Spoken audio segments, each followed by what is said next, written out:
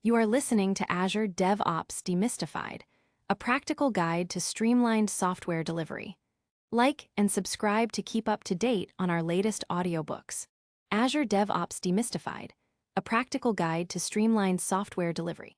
Chapter 1, Introduction, Embracing the DevOps Revolution with Azure DevOps.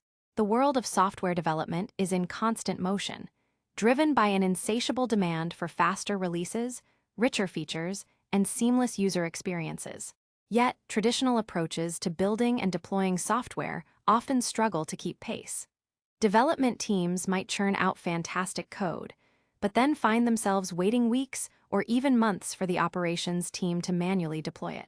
Meanwhile, operations teams become frustrated by sudden, untested code drops that destabilize their carefully managed production environments. Sound familiar? This common scenario highlights a fundamental challenge: the invisible wall that, too, often separates the teams responsible for building software from those responsible for running it. This divide leads to what many in the industry call the wall of confusion: long release cycles, repetitive manual errors, blame games, and slow feedback loops that hinder innovation and frustrate everyone involved. Businesses suffer from missed market opportunities, escalating costs, and a lack of agility. Enter DevOps. DevOps isn't just a buzzword. It's a revolutionary approach to software delivery that seeks to dismantle these walls, fostering a culture of collaboration, automation, and continuous improvement across the entire software lifecycle. At its core, DevOps hinges on three fundamental ways. The first way, flow. This emphasizes optimizing the flow of work from conception to delivery, minimizing blockages, handoffs, and waste. Code moves quickly from development through testing and into production, ensuring a smooth, predictable process. The second way, feedback. This focuses on creating and amplifying feedback loops at every stage. Errors are caught early, performance data from production influences future development, and teams learn rapidly from their successes and failures. The third way, continuous learning and experimentation. This encourages a culture of continuous improvement, risk-taking, and learning from experience. It's about adapting to change, fostering a climate of psychological safety, and leveraging failures as opportunities for growth. By embracing these principles, organizations can achieve remarkable benefits: faster time to market for new features, significantly improved software quality, reduced operational risks, enhanced team collaboration and morale, and the ability to scale their development efforts more effectively. But how do you translate these powerful principles into practical, actionable steps? This is where Azure DevOps comes in. What is Azure DevOps? Azure DevOps is a comprehensive suite of cloud-based services developed by Microsoft, designed to support the entire software development lifecycle, from planning and coding to building, testing, deploying, and monitoring. It provides a unified set of tools that seamlessly integrate to help your team implement DevOps practices effectively. Its roots run deep, evolving from Team Foundation Server, TFS, a pioneering on-premises solution for application lifecycle management, and its cloud counterpart, Visual Studio Team Services, VSTS.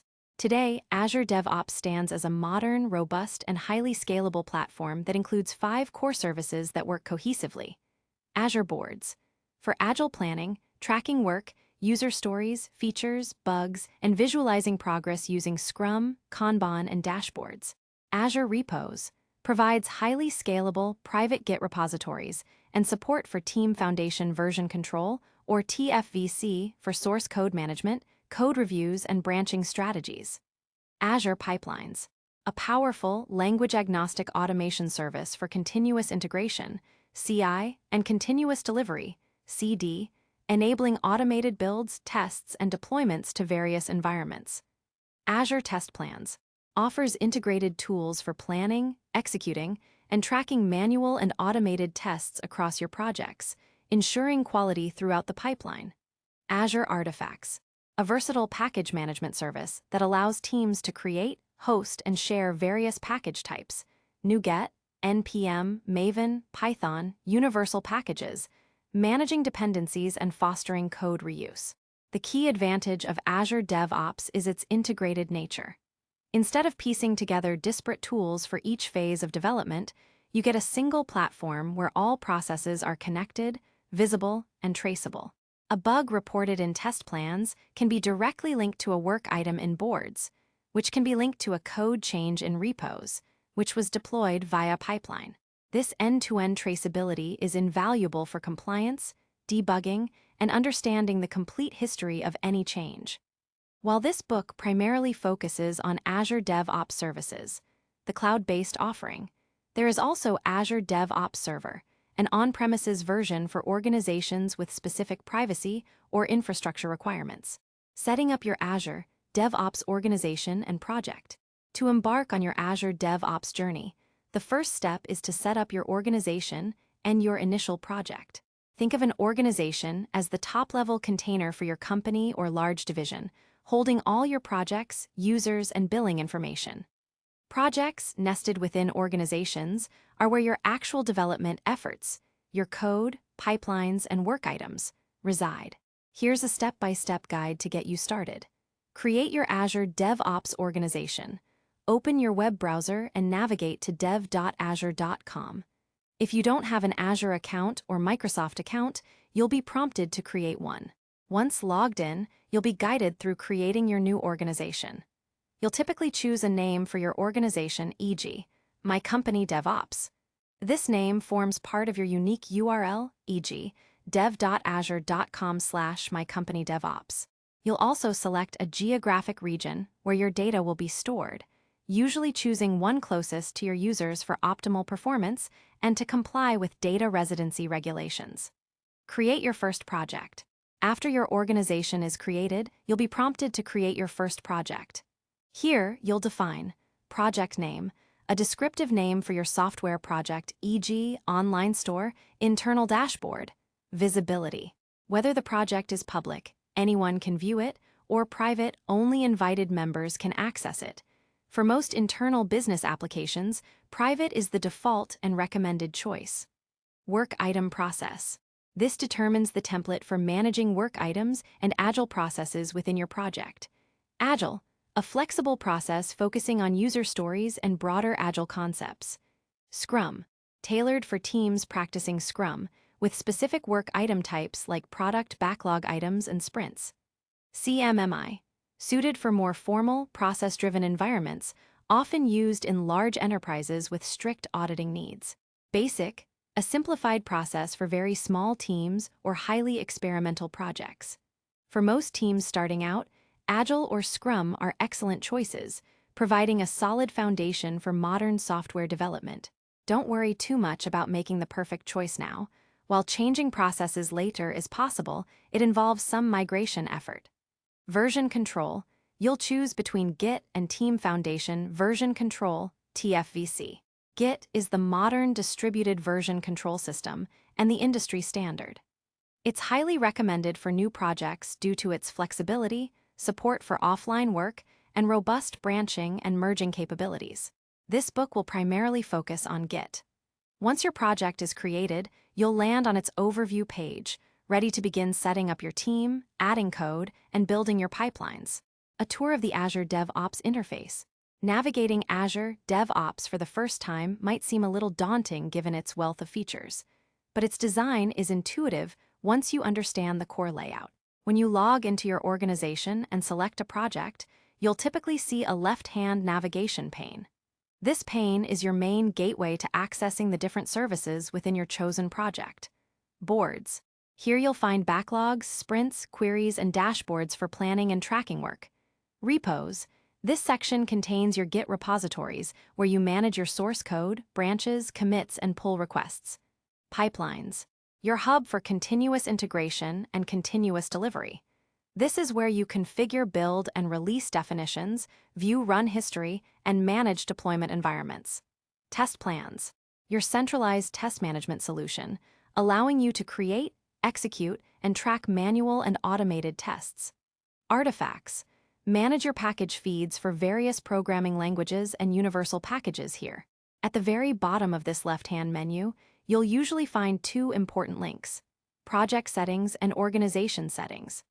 Project settings allow you to configure options specific to the project you're currently in, such as team members, permissions for that project, and project-level service connections. Organization settings, on the other hand, manage overarching aspects like billing, user management across all projects within the organization, agent pools, and default processes. The interface is designed for clarity and efficiency. Dashboards, for instance, offer a quick, visual summary of project health, including work item progress, release status, and test results, making it easy for team members and stakeholders to get an at-a-glance overview. Its user-friendly layout is conducive to discoverability, guiding users through task flows while keeping the integrated nature of the platform clear. The DevOps culture. It's vital to remember that Azure DevOps, or any set of tools, is only an enabler. The true power of DevOps lies not merely in automating tasks, but in fostering a fundamental shift in mindset and culture. Without this cultural transformation, even the most sophisticated tools will fall short of their potential. A DevOps culture is built on collaboration, breaking down the traditional silos between development, operations, and quality assurance. Teams work together from the earliest stages of planning to the final moments of production deployment and monitoring. Shared ownership.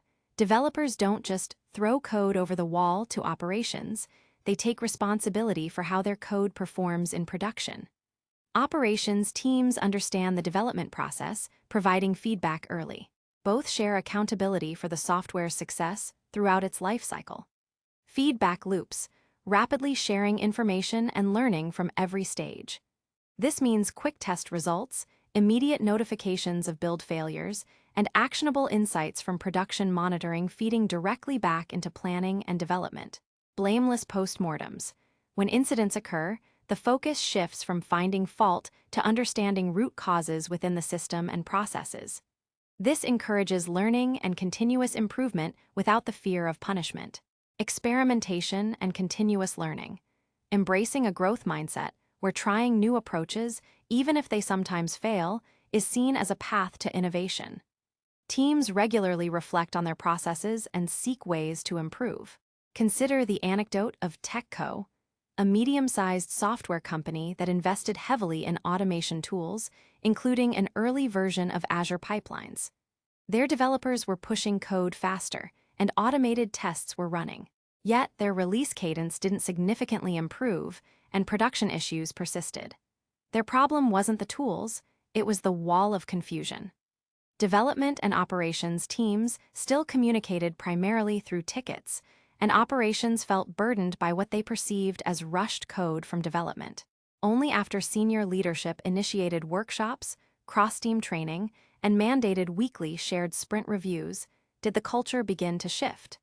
Developers started joining ops on call, and ops engineers provided insights during solution design. TechCo learned that the tools merely provided the highway. Building the bridges of communication and trust between teams truly unlocked the benefits of DevOps. This book will guide you through the technical capabilities of Azure DevOps, showing you how to use its powerful features. But always keep in mind that the most profound transformation will occur when your team, your department, and your organization embrace the collaborative, experimental, and continuously improving spirit of DevOps. Let's begin building that bridge. Chapter 2. Planning and Tracking, Agile with Azure Boards. The journey of any successful software product begins long before the first line of code is written. It starts with an idea, a need, or a problem to solve.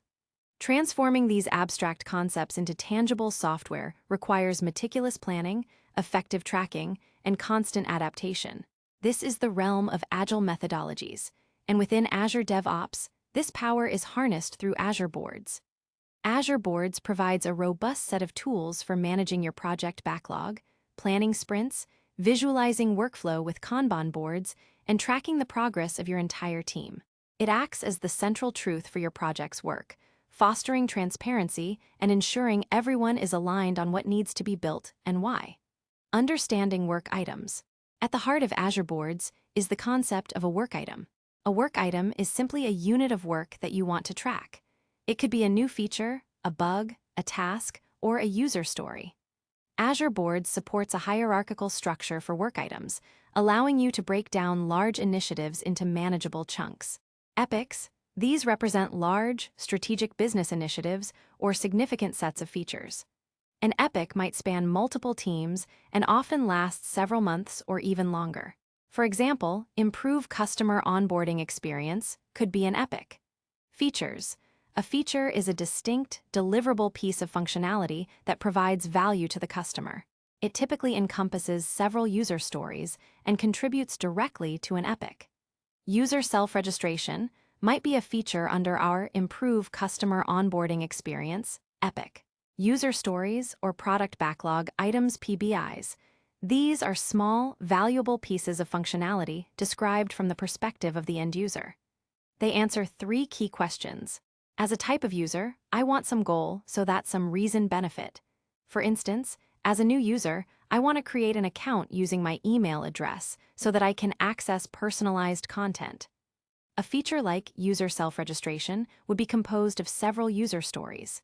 Tasks. Tasks are the granular, technical steps required to complete a user story.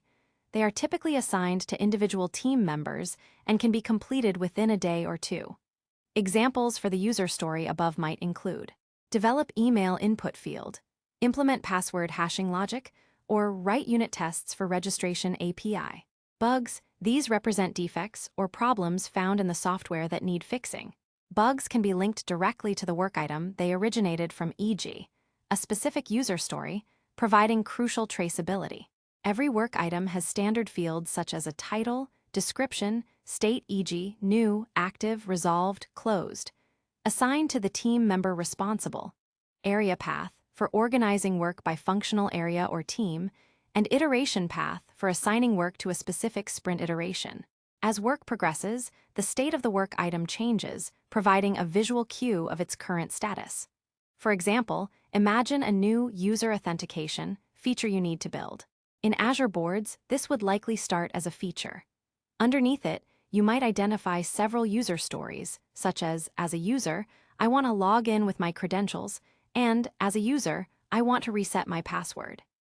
Each of these user stories would then be broken down into specific tasks for the development and testing teams. If an issue is found during testing, a bug would be opened and linked to the relevant user story, ensuring everyone knows what needs fixing and where. This layered approach ensures clarity, traceability, and manageability for projects of any size. Choosing your process. When you create a new project in Azure DevOps, you're prompted to choose a process template. This choice defines the default work item types, workflows, and board configurations available in your project. Each process is tailored to a particular Agile methodology. Agile. This is a flexible, general-purpose process ideal for teams practicing various Agile approaches. It includes work item types like epics, features, user stories, and bugs. It's a great starting point if your team embraces Agile principles but doesn't strictly adhere to one specific framework. Scrum. Designed specifically for teams practicing Scrum, this process template uses terms like product backlog items, PBIs, instead of user stories, and includes specific definitions for sprints and impediments. If your team is committed to Scrum ceremonies and artifacts, this is the most natural fit. CMMI, Capability Maturity Model Integration. This is a more formal, rigorous process often used in large enterprises or highly regulated environments. It emphasizes detailed documentation, formal reviews, and controlled processes, using work items like requirements, change requests, and risks. While very structured, it can sometimes be perceived as less flexible for rapid software delivery. Basic, as the name suggests, this is a simplified process for very small teams or highly experimental projects. It offers only epic, issue, and task work item types, providing minimal overhead. For most teams, the decision often comes down to Agile or Scrum. If your team already has a strong grasp of Scrum and follows its practices closely, the Scrum template can reinforce that structure. If you prefer a bit more flexibility or are new to Agile, the Agile template provides a solid foundation. While it's possible to customize these processes, adding new work item types, states, or fields, that's an advanced topic for another time. For now, selecting the process that best aligns with your team's current way of working is key. Working with backlogs. A backlog in Azure Boards is simply a prioritized list of work that needs to be done. It's a central repository where all initiatives, features, and user stories are collected and ordered based on business value, dependencies, and urgency. The product backlog is the primary, overarching backlog. It contains all the items you might ever want to build for your product, arranged from the highest priority at the top to the lowest at the bottom. As a product owner or a business analyst, you'll spend significant time refining this backlog, adding new work items. Easily create new epics, features, or user stories by clicking the New Work Item button on your backlog view. Prioritizing and reordering. Drag and drop work items to reorder them on the backlog. This visual simplicity makes it easy to communicate what's most important. Higher items will be considered for development sooner. Drilling down, you can expand epics to see their features and features to see their user stories, providing a comprehensive view of how large initiatives break down into actionable development items. Forecasting and velocity. Azure Boards can help you forecast how much work your team can complete over future sprints or iterations. This relies on the concept of velocity, which is a measure of the amount of work, typically in story points or effort, a team consistently completes within a sprint. By understanding your team's historical velocity, you can make more accurate predictions about when a feature or set of features might be delivered. This is invaluable information for product owners and stakeholders for long-term planning. The product backlog is a living artifact. It's continuously refined, reprioritized, and updated as new information emerges, business needs change, or technology challenges are discovered. Using Kanban boards. While the backlog view is excellent for prioritizing a flat list of work, the Kanban board provides a powerful visual representation of your workflow. Kanban is a methodology focused on visualizing work, limiting work in progress (WIP), and maximizing efficiency. In Azure Boards, your Kanban board displays work items as cards moving across columns that represent different states in your workflow.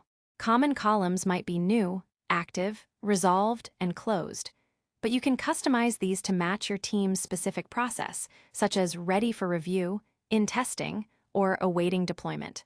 The key benefits of a Kanban board are visualization. Instantly see the status of all work items, identifying bottlenecks where tasks accumulate, e.g., too many items in ready for review. Limiting work in progress, WIP limits. A core tenet of Kanban is to limit the number of items a team or individual is working on simultaneously. You can configure WIP limits for each column on your board. If a column's limit is reached, it signals that the team needs to focus on clearing that bottleneck before pulling in new work. For example, if your active column has a WIP limit of 3 and there are already 3 items there, it encourages team members to collaborate on completing those items rather than starting new ones. This dramatically improves focus, reduces context switching, and leads to faster throughput. Definition of done, do. This is a shared understanding within the team of what done means for a work item at a particular stage. For example, a user story might not be done until it's coded, unit tested, integrated, and passed QA. Establishing and adhering to a clear do ensures consistent quality and avoids confusion about work item status. Customization. Azure Boards allows extensive customization of your Kanban board. You can add, rename, or reorder columns, define swim lanes to categorize work horizontally, e.g., for different classes of service like expedite, or for different teams working on the same board, and even customize the fields displayed on the work item cards for quick visibility. A simple yet effective practical application of a Kanban board is for a feature team managing its ongoing work. By setting WIP limits on their in progress and in review columns, they can ensure a steady flow of finished work and quickly identify if code reviews are becoming a bottleneck. This visualization helps the team self-organize and maintain focus. Mastering sprint planning with Scrum boards.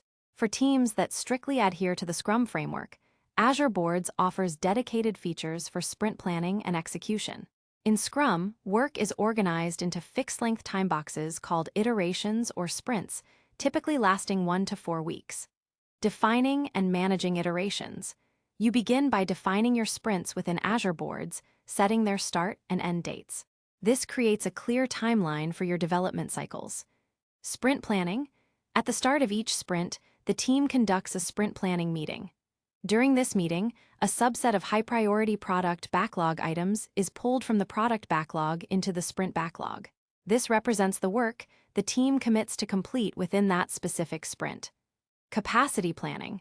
A critical part of sprint planning is capacity planning.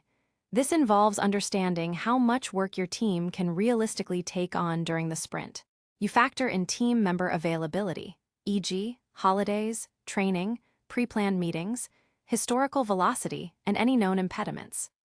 Azure Boards provides tools to help track individual task hours and calculate team capacity, enabling you to avoid overcommitting and leading to more predictable sprint deliveries. Case study snippet. A retail software team struggled for months with inconsistent sprint deliveries, often missing committed targets. By leveraging the capacity planning features in Azure Boards, they began accurately accounting for team member availability and historical performance. This simple change, combined with a stricter adherence to their definition of done, helped them improve their on-time sprint delivery by 30%, making their product release roadmap far more reliable. Daily Scrum stand-ups. Throughout the sprint, teams typically hold daily, scrums, or stand-ups. The Scrum board in Azure Boards provides a visual layout for these meetings. Each team member quickly updates their task status, reports on what they did yesterday, what they plan to do today, and any impediments they face. This helps the team collectively track progress towards their sprint goal and identify issues early. By breaking down product backlog items into granular tasks on the Scrum board, teams gain a clear understanding of the remaining work and can adjust their daily efforts to meet the sprint goals. Queries and dashboards. While boards give you a visual flow, queries empower you to extract precise information from your work item data. Think of them as custom filters that can slice and dice your backlog based on virtually any criteria. You can create queries to find all active bugs assigned to me, identify all user stories completed in the last month, list all work items tagged with performance that are currently in the active state, locate all features that are blocked due to external dependencies. Queries can be saved, shared with the team, and even used as the basis for dynamic charts on dashboards. Dashboards in Azure Boards provide customizable, at-a-glance views of your project's health and progress. They are composed of various widgets that visualize data from your work items. Key dashboard widgets for Agile teams include burn down and burn up charts. These track the remaining work in a sprint or release burn down or the accumulated completed work burn up, providing clear indicators of whether the team is on track. Lead time and cycle time. These metrics measure the time it takes for a work item to move from its creation to completion, lead time, or from active development to completion, cycle time. They are crucial for identifying inefficiencies and improving workflow.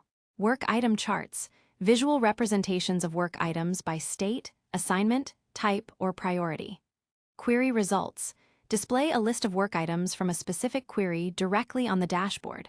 By strategically designing custom dashboards, you can provide different stakeholders, team members, project managers, product owners, senior leadership, with the specific insights they need, without overwhelming them with unnecessary detail. For instance, a team's dashboard might focus on sprint progress and impediments, while a product owner's dashboard shows feature completion rates and key customer feedback items. The effective use of tags on work items can further enhance your ability to query and report on specific categories of work, extending the power of your dashboards. Azure Boards provides the foundational layer for organizing your work, visualizing progress, and enabling agile collaboration. It links the what and why of your software development to the how and who, setting the stage for the next crucial part of your journey. Managing the code itself within Azure Repos. Chapter 3, Source Code Management, Powering Your Projects with Azure Repos. Once the planning is meticulously laid out in Azure Boards, the real creation begins. Writing code. Managing this code effectively is paramount to any software project's success, especially when multiple developers are collaborating, Features are evolving rapidly, and the need to track changes meticulously is critical. This is where source code management, SCM, often referred to as version control, steps in. Within Azure DevOps, Azure Repos provides the tools necessary to version your code, collaborate seamlessly, and maintain a robust history of every change. Version Control Essentials. At its core, version control is a system that records changes to a file or set of files over time, so that you can recall specific versions later. Imagine trying to collaborate on a large document without track changes or version history. It would be chaos. In software development, the complexity is magnified exponentially. The primary reasons for using a version control system like Azure Repos are facilitating collaboration. Multiple developers can work on the same codebase simultaneously without overwriting each other's changes. Maintaining a comprehensive history. Every change, who made it, and when it was made, is meticulously recorded. This provides a full audit trail and allows you to understand how the codebase evolved. Enabling easy rollback. If a bug is introduced or a feature needs to be reverted, you can effortlessly roll back to a previous, stable version of the code. Supporting branching for parallel development. Teams can work on new features, bug fixes, or experiments in isolation on branches without affecting the main development line. Once stable, these changes can be merged back. Historically, version control systems fell into two main categories. Centralized version control systems, CVCS, systems like Subversion, SVN, or Microsoft's own Team Foundation Version Control, TFVC, rely on a single, central server where all changes are stored. Developers check out files, make changes, and then check in their updates. While simpler to understand initially, CVCS can become a single point of failure and often struggle with robust branching and merging capabilities. Azure Repos supports TFVC, but its focus and the industry's direction have firmly shifted towards distributed systems. Distributed Version Control Systems, DVCS. Systems like Git, which Azure Repos fully embraces, allow developers to have a complete copy of the entire repository history on their local machines. This offers significant advantages. Offline work. Developers can commit changes locally even without an internet connection. Speed. Most operations, like committing or viewing history, are lightning fast because they operate on the local copy. Resilience. If the central server fails, other developers' local copies act as backups. Flexibility. Git's sophisticated branching and merging capabilities are a game changer for collaborative development. For new projects, Git is the unequivocal choice and the modern standard for source code management. Git Deep Dive. To effectively use Azure Repos with Git, it's essential to grasp a few core Git concepts. Repository, repo. A repository is a directory, folder, that Git tracks. It contains all your project files and the complete history of changes. Commit. A commit is a snapshot of your repository at a specific point in time. When you commit, you're saving a set of changes you've made to your local history. Each commit has a unique ID, a SHA-1 hash, an author, a date, and a commit message describing the changes. Branch. A branch is an independent line of development. When you start a new feature or fix a bug, you typically create a new branch. This allows you to work in isolation without affecting the main codebase. Common branches include main or master, develop, feature your feature name, and bugfix/issue ID. Merge. Merging is the process of integrating changes from one branch into another.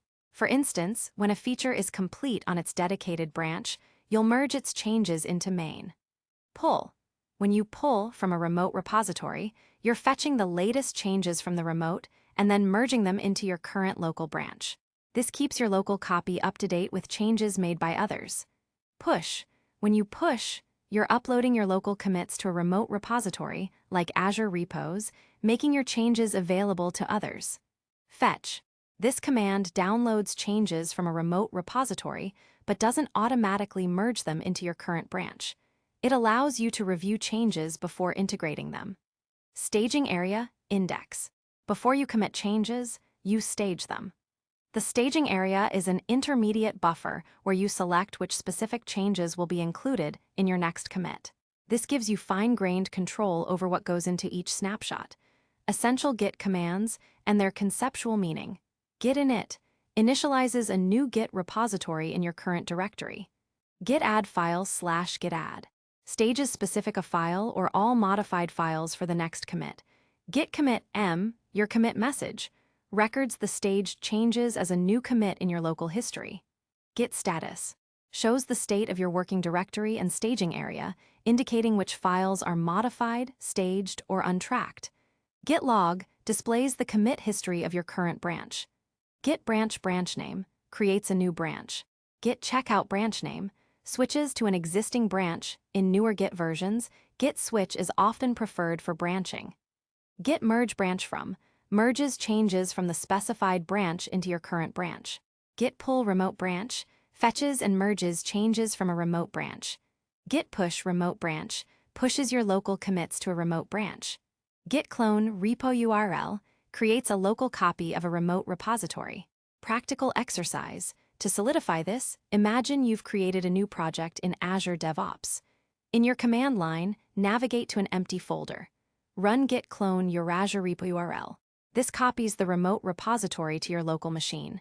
Go into the cloned folder. Create a new simple text file, e.g., readmemd, and add some content. Run git status. You'll see readmemd as an untracked file. Run git add readmemd to stage it. Run git commit m, add initial readme file. Finally, git push origin main, assuming your default remote is origin and main branch is mains. Your changes are now on Azure Repos, visible to your teammates. Working with Azure Repos Git. Azure Repos provides a seamless environment for hosting and managing your Git repositories. Creating a new Git repository. In your Azure DevOps project, navigate to Repos. You can create a new repository directly from the web interface. You'll typically get a command line snippet to git clone this empty repo down to your local machine. Connecting and cloning. Azure Repos integrates well with popular IDEs like Visual Studio Code, IntelliJ IDEA, and JetBrains Writer. These tools often have built-in Git integrations that simplify cloning, committing, pushing, and pulling directly from the IDE. For example, in Visual Studio Code, you can use the built-in source control view to stage changes, commit, and sync, pull-push with your Azure Repo. Web interface. The Azure Repos web interface is more than just a place to create repos. You can browse your code, view commit history, examine detailed file changes between versions, and even make minor edits directly in the browser. It's particularly useful for quickly checking the latest version of a file or understanding who changed what. Branching strategies.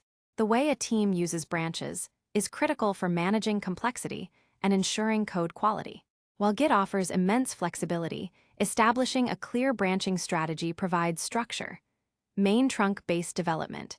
This is the simplest strategy, where all developers push small, frequent changes directly to a single main or trunk branch. Feature work is typically done on very short-lived feature branches that are merged quickly back into main. This is ideal for continuous delivery because main is always kept in a deployable state. It requires a high level of test automation and frequent integration. Feature branching. Each new feature or user story gets its own dedicated branch, usually branched off from main or a develop branch. Developers work in isolation on their feature branch until it's complete, tested, and ready for integration. This strategy is common and provides isolation, but requires vigilant merging to avoid merge hell, complex conflicts. Git flow brief overview.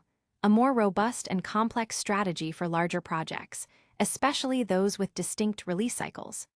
Git flow uses two main, long-lived branches, main for production-ready code and develop for ongoing development, and several supporting branches. Feature branches, release branches, hotfix branches. While powerful, its complexity can be overkill for smaller teams or projects practicing continuous delivery. When choosing a strategy, consider your team size, project complexity, and release cadence. For teams aiming for rapid feedback and continuous delivery, a variation of trunk-based development with short-lived feature branches is often recommended. Pull requests and code reviews. Developing code in isolation is rarely a good idea. Pull requests (PRS) in Azure Repos are a cornerstone of collaborative software development and a critical quality gate. They serve as a mechanism for code review, allowing team members to review proposed changes before they are merged into a main or critical branch. Quality assurance, ensuring code standards are met, potential bugs are caught early, and logic is sound. Knowledge sharing, providing an opportunity for developers to learn from each other's code and gain context about new features. Discussion and improvement, facilitating discussions about design choices, performance implications, and alternative solutions. The pull request process, development. A developer creates a new feature branch, makes their changes, commits them locally, and pushes the branch to Azure Repos. Create PR. From the Azure Repos web interface, or directly from their IDE, the developer initiates a pull request, requesting that their feature branch be merged into the target branch, e.g., main. They provide a title, description, and usually link relevant work items from Azure Boards. Add reviewers. The developer assigns team members as reviewers. Review and comment. Reviewers examine the code changes, leave comments, ask questions, and suggest improvements. Automated checks like CI builds and static analysis also run at this stage. Approve reject. Reviewers approve the PR if changes are satisfactory or request more changes. Merge. Once all conditions are met and the PR is approved, the changes can be merged into the target branch. The feature branch can then typically be deleted. Anecdote. A mid-sized software company, facing increasing customer complaints about software stability, decided to implement mandatory pull requests for all code changes. Initially, some developers found it slowed them down. However, within 6 months, they observed a significant reduction in reported design flaws and critical bugs caught before deployment. The process fostered a culture where developers became more accountable for their code and collectively own the quality of the codebase. The earlier feedback loop fundamentally transformed their development process, leading to more robust software and happier customers. A particularly powerful feature in Azure Repos is branch policies. These allow you to enforce strict quality gates on important branches, like main or release branches, preventing direct pushes and ensuring PRS meet specific criteria before merging. You can configure policies to require a minimum number of reviewers, require specific reviewers for certain code areas, require linked work items to ensure traceability, require successful build validation. A CI pipeline must pass on the proposed changes before merging, require successful automatic tests, require code comments to be resolved before completion. Branch policies are essential for maintaining code quality, enforcing collaboration, and preventing regressions in your most critical code lines. Security and permissions in repos. Controlling access to your source code is paramount. Azure Repos offers granular security and permissions, repository-level permissions. You can assign permissions, e.g., read, contribute, create branches, force push, to individual users or Azure DevOps security groups for an entire repository. Branch-level security. This is even more critical. You can protect specific branches, e.g., main, by restricting who can push directly to them, who can bypass policies, and who can contribute to pull requests. This ensures that only well-vetted, reviewed code makes it into your most stable branches. Service connections. We'll dive into service connections later, but these are often used by pipelines to access your repositories. Permissions for these connections should also adhere to the principle of least privilege. By leveraging Azure Repos, you not only gain a powerful version control system, but also a deeply integrated platform that supports collaborative development, enforces quality through automated checks, and secures your most valuable asset, your code. This strong foundation in source code management is the indispensable precursor to automating your builds and deployments, which we'll explore in the next chapter on Azure pipelines. Chapter 4, Building Your Code. Continuous Integration with Azure Pipelines, Part 1. With your project painstakingly planned in Azure Boards and your source code meticulously managed in Azure Repos, the natural next step is to translate that code into a deployable product. Traditionally, this was a manual process, a developer compiling code, running tests, and sometimes packaging applications by hand. This approach is slow, error-prone, and unsustainable for agile teams aiming for rapid delivery. This is where continuous integration, CI, and Azure pipelines become indispensable. Introduction to CI/CD and Azure pipelines. CI/CD stands for continuous integration, continuous delivery, and continuous deployment. These are fundamental DevOps practices that enable teams to deliver code changes more frequently and reliably.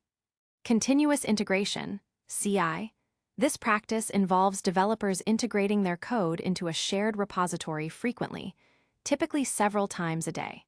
Each integration is then verified by an automated build and automated tests. The goal is to detect and address integration errors as quickly as possible, preventing small issues from escalating into large, complex problems later in the development cycle. CI is about ensuring that the codebase is always in a working, releasable state. Continuous delivery, CD. Building on CI, continuous delivery ensures that code is always in a state where it can be released to production at any time. It extends automation beyond the build phase to include automated testing, environment provisioning, and deployment to staging or pre-production environments. Human approval might still be required before deployment to production, but the process is fully automated up to that point. Continuous deployment. The ultimate extension of CD, where every code change that passes all automated tests and quality gates is automatically deployed to production without human intervention. This is suitable for highly mature teams with very high levels of automation and confidence in their testing suites. Azure Pipelines is the powerful, cloud-hosted automation engine within Azure DevOps that enables you to implement CI/CD at scale. It can build, test, and deploy code from virtually any language or platform: Node.js, Python, Java, Net, PHP, Ruby, C++. Go to any target: Azure, AWS, GCP, on-premises servers, Kubernetes, mobile devices. Its core benefits are clear: consistency. Automated pipelines eliminate manual steps, ensuring every build and deployment follows the same repeatable process. Accelerated delivery. Code moves faster from development to production, reducing time to market for new features and bug fixes. Early error detection. Automated tests catch bugs and integration issues sooner, reducing the cost and effort of fixing them. Improved code quality. With faster feedback, developers are encouraged to integrate smaller changes, leading to more manageable code bases and fewer regressions. Understanding build agents. When your pipeline runs, it needs an environment where the actual work, compiling code, running tests, deploying applications, can take place. This environment is provided by a build agent. An agent is simply a piece of software that listens for jobs from Azure pipelines, runs them, and reports the results. There are two main types: Microsoft-hosted agents. These are virtual machines pre-configured with a wide range of software and tools, various SDKs, runtimes, Git, Docker, etc., that Microsoft manages for you. Advantages: zero setup or maintenance on your part. They are automatically updated, scaled as needed, and provide a convenient way to get started quickly. They also include a generous amount of free build minutes for public and private projects. Limitations: you have less control over the underlying environment, software versions, or network configuration. They cannot access resources on your private network unless you configure hybrid connectivity. They are also shared resources, so performance can vary. When to use: ideal for public projects, open source contributions, or any project where you don't require access to private network resources or highly specialized build environments. Self-hosted agents. These are agents that you install and manage on your own infrastructure, your on-premises servers, cloud VMS, or even your local development machine, though not recommended for long-term production use. Advantages: complete control over the environment, including installing specific software versions, complex network configurations, and accessing resources on your private network, e.g., internal databases, legacy systems. You can also optimize hardware for specific build types. Responsibilities: you are responsible for the installation, maintenance, updates, and scaling of these agents. When to use: necessary when your build or deployment process requires access to on-premises resources, has specific software dependencies not available on Microsoft-hosted agents, or demands dedicated compute resources for performance. Agents are typically organized into agent pools. A pool is a collection of agents that share the same capabilities, allowing your pipeline to pick any available agent from the pool to execute its jobs. Creating your first build pipeline, YAML versus Classic. Creating a pipeline involves defining a series of steps that Azure pipelines will execute in order. Azure Pipelines offers two primary ways to define your pipelines. Classic Editor, GUI-based. This provides a visual interface for defining tasks, stages, and variables. It's intuitive for beginners and good for quickly prototyping simple pipelines. YAML ain't markup language.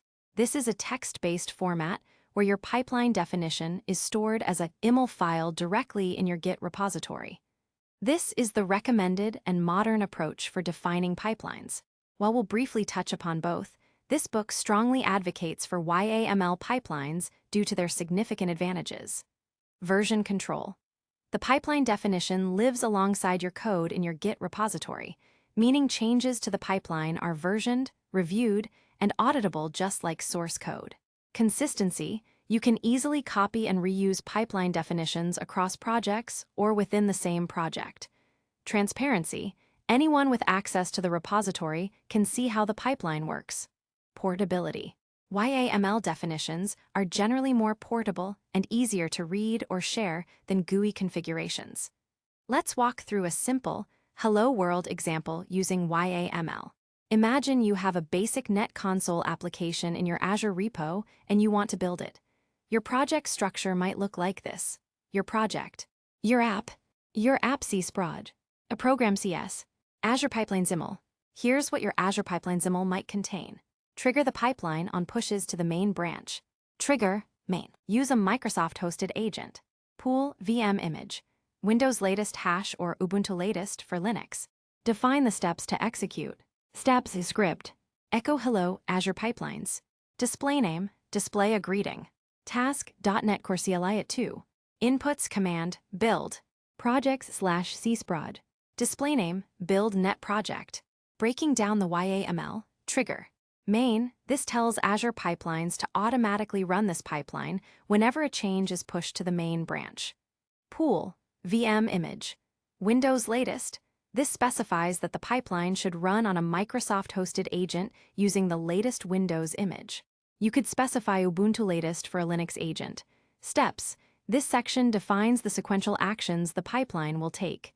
Script, echo hello Azure Pipelines. This is a simple script task that executes a command line instruction. Display name provides a friendly name visible in the pipeline run summary.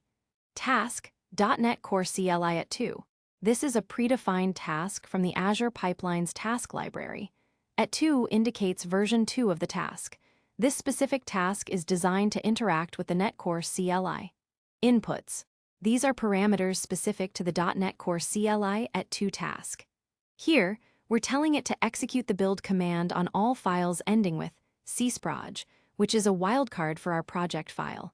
To create this pipeline in Azure DevOps, navigate to Pipelines in your project's left menu. Click New Pipeline. Select your repository source, e.g., Azure Repos Git. Choose your repository. Select Starter Pipeline or Existing Azure Pipelines YAML file if you've already committed the Azure Pipeline XAML file to your repo. Azure DevOps will detect the Azure Pipeline XAML file and present it to you. You can review and then click Run. Your first CI pipeline has now started, understanding tasks, jobs, and stages. A sophisticated pipeline is built from these core structural components. Tasks, the fundamental building blocks of a pipeline. A task is a single automated step that performs a specific action.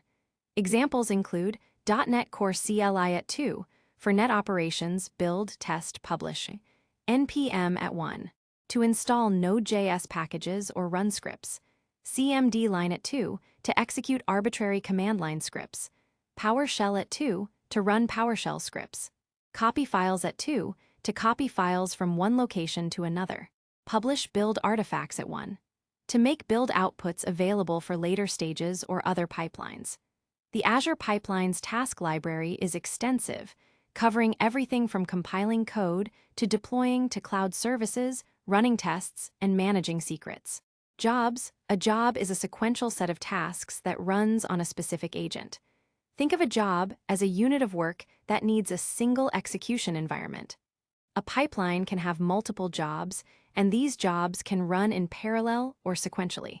For example, you might have one job for building your backend application and another job that runs a separate UI test suite. Stages. A stage is a logical grouping of one or more jobs. Stages are typically used to represent distinct phases of a CI/CD process. For instance, a common pattern for CD includes stages for build, test, deploy to dev, deploy to QA, and deploy to production. Stages run sequentially by default, but you can configure conditions or approvals for advancing from one stage to the next. Our simple YAML example above implicitly defines a single stage and a single job, as it just lists steps directly. As pipelines grow in complexity, you'll explicitly define jobs and stages for better organization and control. Triggers and variables.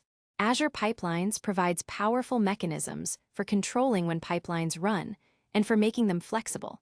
Triggers. These define what causes your pipeline to run automatically. Trigger. Main runs on every push to the main branch. PR. Develop runs automatically when a pull request is opened against the develop branch. This is crucial for pre-merge validation, e.g., ensuring code compiles and tests pass before allowing a merge. Cron. 00 for scheduled builds, e.g., daily at midnight. You can also specify paths to include or exclude, ensuring the pipeline only runs if changes occur in relevant parts of the repository paths. Include src/test/**. Variables. These are named values that can be used throughout your pipeline. They provide flexibility and allow you to avoid hard-coding values that might change between environments or runs. System-defined variables. Azure Pipelines automatically sets many useful variables, e.g., build builded, build source branch, agent build directory. These provide information about the current build, repository, and agent. User-defined variables. You can define your own custom variables directly within your YAML, in the pipeline settings, or in variable groups. For example, you might define a variable for a version number or a configuration setting. Secret variables. Variables can be marked as secret to prevent their values from being logged or directly exposed. This is essential for sensitive information like API keys or passwords. Variable groups. For variables that are shared across multiple pipelines, you can create a variable group within your Azure DevOps project. These groups can be linked to your pipelines, providing a centralized and secure way to manage common settings, e.g., specific environment connection strings, deployment targets, handling dependencies, and publishing artifacts. A common task in any build pipeline is managing project dependencies, e.g., installing NuGet packages for Net, NPM packages for Node.js, Maven dependencies for Java. Tasks like .NET Core CLI at 2 restore or NPM at 1 install handle this by fetching dependencies from package managers or private feeds, which we'll discuss in Chapter 8. Once your code is built, compiled, and tested in a CI pipeline, you need to make its output available for subsequent steps, particularly for deployment. This output is called a build artifact. The publish build artifacts at one task is used for this purpose. It takes a source folder and copies its contents to a location in Azure Pipeline storage, making it accessible to later stages in the same pipeline or to linked release pipelines. For example, after building your Net web application, you might publish the compiled zip file as an artifact. Previous pipeline definition. Steps. Task. .NET Core CLI at 2. Inputs. Command. Publish. Publish web projects. True. Arguments. Output build artifact staging directory. Hash publish to a temporary directory. Task. Publish build artifacts at 1. Inputs. Path to publish. Build artifact staging directory. Hash path to the published output. Artifact name. Drop hash name this artifact drop. Publish location. Container. Hash publish to Azure Pipeline's internal container. Display name. Publish web app artifact. Without publishing artifacts, the output of your build job would be lost once the agent finishes its work. By publishing, you ensure that the compiled, tested, and packaged application is ready to be consumed by the continuous delivery part of your pipeline, which we will explore in the next chapter. Continuous integration, driven by Azure pipelines, provides the essential backbone for creating reliable, ready-to-deploy software every time a change is committed. Chapter 5. Releasing and Deploying. Continuous Delivery with Azure Pipelines, Part 2. In the previous chapter, we covered continuous integration, CI, the practice of frequently integrating code changes and validating them with automated builds and tests. CI helps ensure your codebase is always in a healthy, releasable state. However, a releasable state doesn't mean it's actually released. That's where continuous delivery, CD, comes in, extending the automation pipeline to smoothly and repeatedly deploy your applications to various environments, ultimately leading to your users. From build to release, the CD concept, continuous delivery is the ability to get all types of changes, new features, configuration changes, bug fixes, experiments, into production or into the hands of users safely and quickly in a sustainable way. It builds upon CI by automating the entire release process from the moment code is committed, through multiple testing phases, and finally to production. The goal is to make software ready for release at any time, with confidence and minimal manual effort, while continuous deployment, where every passing change automatically goes to production, is the ultimate goal for many mature teams. Continuous delivery still leaves the final, push to production, as a deliberate decision, often by a release manager or product owner. This human gate allows for strategic control over when new features or changes are exposed to users, while still benefiting from a fully automated and reliable deployment pipeline. Azure Pipelines takes the artifacts produced by your CI-focused build pipelines, as discussed in Chapter 4, and orchestrates their deployment across different environments. This orchestration is managed through release pipelines, using the classic editor, or, increasingly, as multi-stage YAML pipelines, which we'll explore in Chapter 6. For initial conceptual clarity on multi-environment deployments, we will first focus on the classic release editor. Creating release pipelines. In the classic release editor, a release pipeline is a sequence of stages, where each stage represents an environment, e.g., development, QA, staging, production. Artifacts flow through these stages, undergoing automated deployments and often manual approvals. Here's a typical process for creating a release pipeline. Start a new release pipeline. In your Azure DevOps project, navigate to Pipelines Releases. Click New Pipeline. You'll be prompted to select a template. For most web applications, you might start with an Azure App Service Deployment template or begin with an empty job for more control. Add an artifact. The first step is to link the output of your build pipeline. Click the Add an Artifact box. Select your build pipeline as the source, choose the specific artifact you published, e.g., drop, and specify the default version. This means every time your build pipeline successfully completes and publishes its artifact, it can automatically trigger a new release run. Define stages. Drag and drop stages onto your pipeline canvas. Each stage represents an environment where your application will be deployed. Development Dev. This is often the first environment where developers can see their changes integrated and deployed. Quality Assurance QA Test. After Dev, the application might move to a QA environment for more rigorous testing by dedicated QA teams. Staging/User Acceptance Testing UAT. A production-like environment for final validations, performance testing, or business user acceptance testing. Production. The live environment where your end users access the application. Configure tasks within each stage.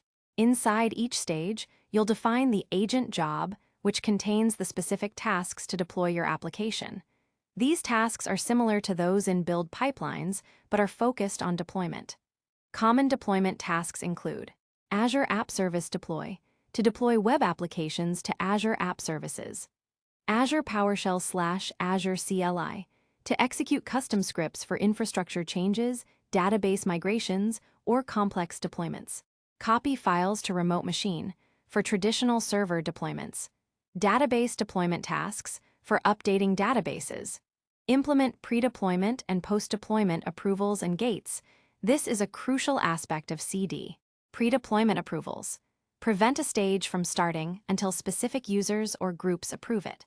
For example, you might require a QA manager to approve the deployment to the QA environment and a release manager to approve deployment to production. This provides a human gate for critical environments. Post-deployment approvals require approval after a stage has completed, but before it can transition to the next stage. Gates. Automated criteria that must be met before or after a stage. These can include querying Azure Monitor alerts, ensures no critical alerts are active in the target environment. Invoking Azure Functions REST APIs to perform custom validations or checks. Delay gates to introduce a waiting period. Gates provide an automated way to verify the health and readiness of an environment before proceeding. Practical exercise. Let's create a simple release pipeline to deploy a web application to an Azure App Service. Assume you have a build pipeline that produces a zip artifact containing your web application. Create a new release pipeline in Azure DevOps. Add your build pipeline as an artifact source. Configure continuous deployment trigger, the lightning bolt icon, so that a new release is created automatically for every new build, though you can turn this off for now if you prefer manual triggers. Add 2 stages, dev and production. Configure dev stage. Inside the dev stage, add an Azure App Service deploy task. Select your Azure subscription. You'll need a service connection configured for this, explained shortly. Choose Web App on Windows or Linux. Input the name of your target Azure App Service in the dev environment. Specify the package or folder path, typically pointing to your build artifact, e.g., system.default working directory / your build pipeline name / drop. Configure production stage. Add a pre-deployment approval for the production stage, requiring approval from a release managers group. Inside the production stage, add another Azure App Service deploy task, configured to deploy to your production Azure App Service. Save and create a release. Watch your application deploy to dev, and then manually approve it to proceed to production. Deployment strategies. While the default deployment strategy is often a simple, in-place, replacement of an existing application, Azure pipelines, especially when combined with Azure services, can facilitate more advanced deployment patterns. In-place deployment, the simplest method, where the new version of the application replaces the old one directly on the target server's services. This can result in brief downtime during deployment. Rolling deployments updates a subset of servers at a time, keeping the application available during deployment. Once a subset is updated and verified, the process rolls to the next subset. Blue-green deployments involves 2 identical production environments. Blue, the current live version, and green, the new version. Traffic is routed to blue. The green environment is deployed with the new version and fully tested. Once verified, traffic is instantly switched from blue to green. This eliminates downtime and provides a quick rollback mechanism. Just switch traffic back to blue. Canary releases. A more controlled way to roll out new features to a small subset of users, the canary group, before a full rollout. Traffic can be split, e.g., 5% to the new version and monitored. If all looks good, the rollout to more users proceeds. This minimizes blast radius for potential issues. While the fundamental task remains deploying, Azure Pipelines allows you to orchestrate the logic for these advanced strategies, often by combining multiple deployment tasks, using scripting, or leveraging features of the target platform, like Azure App Service deployment slots. Using agent jobs and deployment groups.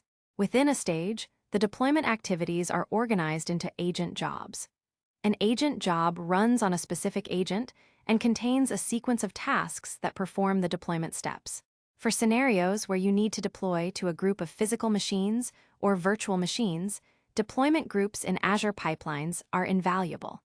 A deployment group is a logical collection of target machines on which agents are installed. They allow you to manage deployments to multiple servers, deploy the same application version to all servers in a farm, e.g., a web server farm, simultaneously or in a defined sequence. Target specific environments. Easily target machines in your development, QA, or production environments. Built-in health checks. Monitor the health of agents and target machines within the group. For example, if you have a traditional ASP.NET application running on 3 on-premises Windows servers, you would install a self-hosted agent on each server and register them with a web farm production deployment group. Your release pipeline could then target this deployment group, and a single IIS web app deployment task would handle deploying the application to all 3 servers. Service connections.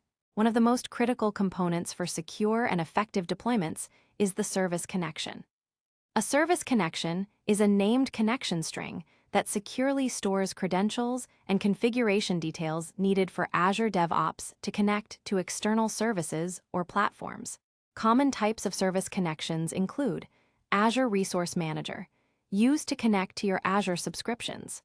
This is essential for deploying resources to Azure, e.g., Azure App Services, Azure VMS, Azure SQL databases.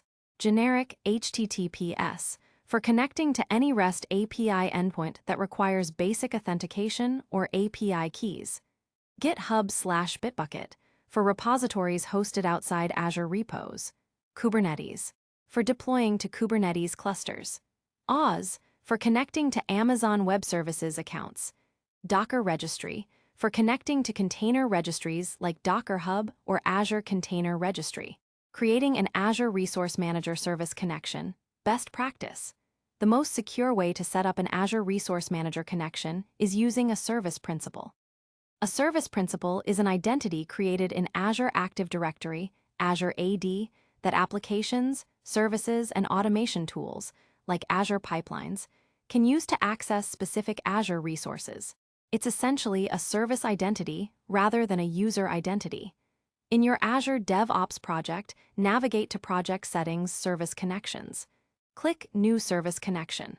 Select Azure Resource Manager, then Service Principal Automatic or Service Principal Manual. The automatic option is generally easier for setting up connections to subscriptions you have access to. The manual option gives you more control over the specific service principal, e.g., if you have one pre-created with granular permissions. Choose your Azure subscription and resource group if you want to limit the connection scope. Give the service connection a descriptive name, e.g., My Azure Subscription Dev. By using service principals, you ensure that your deployment pipelines use managed, auditable identities with specific permissions, avoiding the use of personal user accounts and their associated risks. Pipeline security. Security is not an afterthought in CD. It must be ingrained at every step. Secret variables, any sensitive information, API keys, database connection strings, passwords, should always be stored as secret variables in your pipeline. When you define a variable in the Variables tab of a pipeline or release definition, you can toggle a lock icon to mark it as secret. This encrypts the value and masks it in the pipeline logs. During runtime, it is often best practice to retrieve secrets from an external, dedicated secret management service like Azure Key Vault, which we'll discuss integrating in Chapter 10. Least privilege for service connections. Configure your service connections with the principle of least privilege. Grant them only the minimum necessary permissions required to perform their deployment tasks. For example, a service principal used for deploying to an app service should only have contributor access to that app service, not to the entire subscription. Agent pool security. If using self-hosted agents, ensure they are secured appropriately within your network, with minimal necessary access and proper firewall rules. Agents should not be exposed to the public internet unless absolutely necessary and with robust security configurations. The ability to consistently and automatically deliver software is a cornerstone of modern development. Azure Pipelines provides the comprehensive framework to build sophisticated, secure, and reliable continuous delivery processes, transforming your code from a repository into a deployed application, ready for your users. In the next chapter, we'll dive deeper into the power of YAML to build advanced, highly configurable pipelines. Chapter 6. Advanced Pipelines, YAML, Templates, and Best Practices. In Chapter 4, we introduced Azure Pipelines and the concept of a basic YAML pipeline, highlighting its role in continuous integration.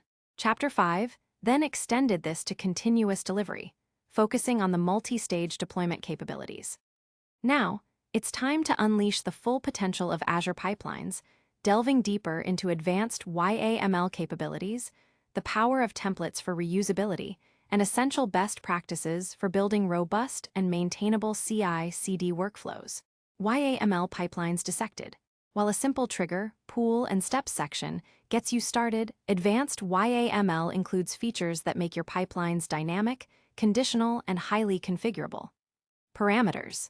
Pipelines often need different inputs depending on the context, whether it's a specific branch to deploy from, an environment to target, or a flag to enable/disable certain features. YAML parameters allow you to define input variables that users can select or override when they manually queue a pipeline run. This makes your pipelines more flexible and reusable without requiring code changes. Parameters. Name, environment. Display name, deployment environment. Type, string. Default, dev. Values, dev. Ca, prod. Trigger, main. Pool, VM image, Ubuntu latest. Hash example of using a parameter in a step. Steps is script. Echo deploying to parameters environment, environment. Display name, print target environment. Expression syntax. YAML pipelines support a powerful expression syntax for runtime expressions and a for compile time expressions for conditional logic, looping, and accessing variables. This allows your pipelines to behave differently based on various conditions. Hash conditional execution of a job based on a parameter. Jobs job deploy. Condition. $, parameters environment, prod, hash only run if environment is prod. Steps script, echo, this only runs for production deployments. Environments. Beyond simple stages, Azure DevOps introduces the concept of environments. An environment resource represents a deployment target, e.g., a Kubernetes namespace, an Azure web app, a virtual machine set. They provide enhanced features like traceability. See which application versions are deployed to which environment. Deployment history, review all deployments to a specific environment. Security, configure direct security roles on the environment. Approvals and checks. Define pre- and post-deployment checks directly on the environment, independent of the pipeline. These checks can include human approvals, automatic resource checks, or even integration with external systems. Example. For your production environment, you might configure an approval check that requires sign-off from a release manager before any pipeline can deploy to it, and a branch control check that only allows deployments from the main branch. To use an environment in your YAML pipeline, stages, stage, deploy to dev. Jobs deployment, web app deployment. Environment. My web app dev hash refers to an environment resource named my web app dev. Strategy, run once.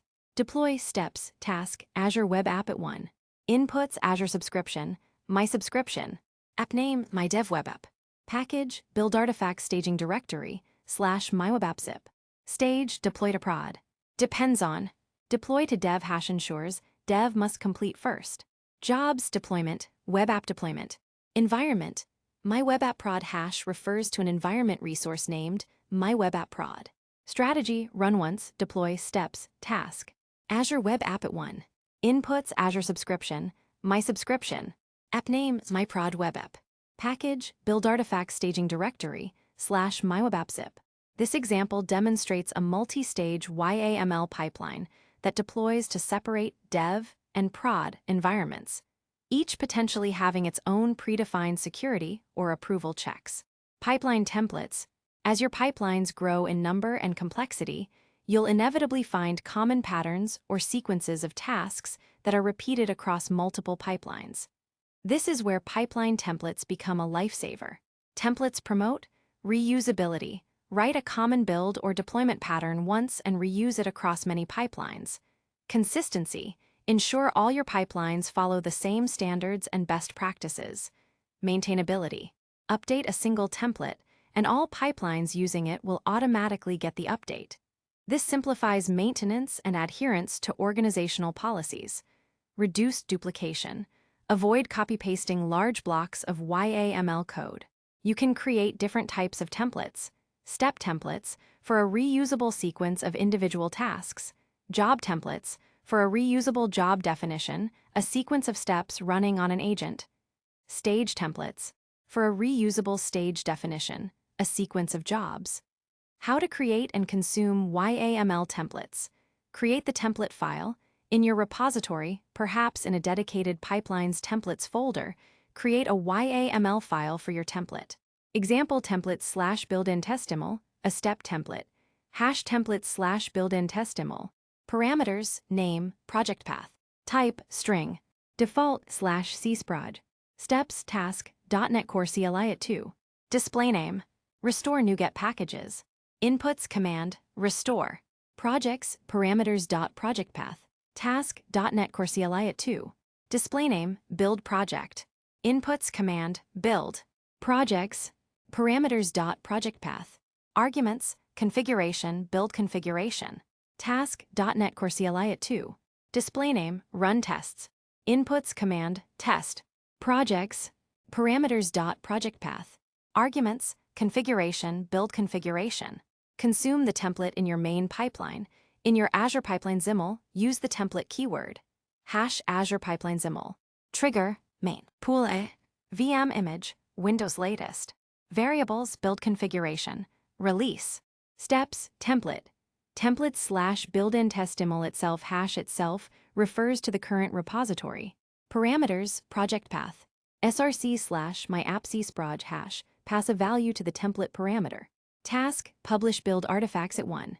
Display name, publish artifacts. Inputs, path to publish, build artifact staging directory. Artifact name, drop.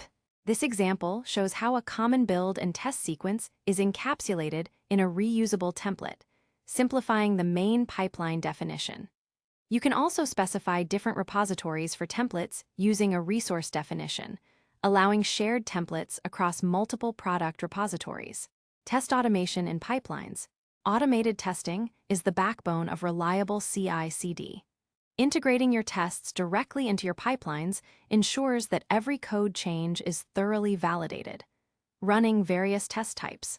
Unit tests, small, fast tests that verify individual units of code, functions, methods in isolation. These should run on almost every commit. Integration tests.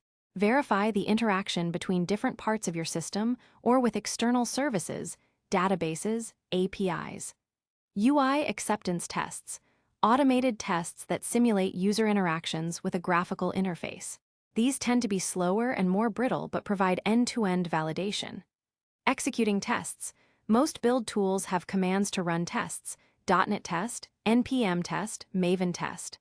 You'll use the corresponding Azure pipeline tasks, e.g. .NET Core CLI at 2 with command test to execute these commands. Publishing test results. Crucially, always use tasks like publish test results at 2 to publish your test results. This task understands common test result formats, e.g. JUnit VS Test, and uploads them to Azure DevOps.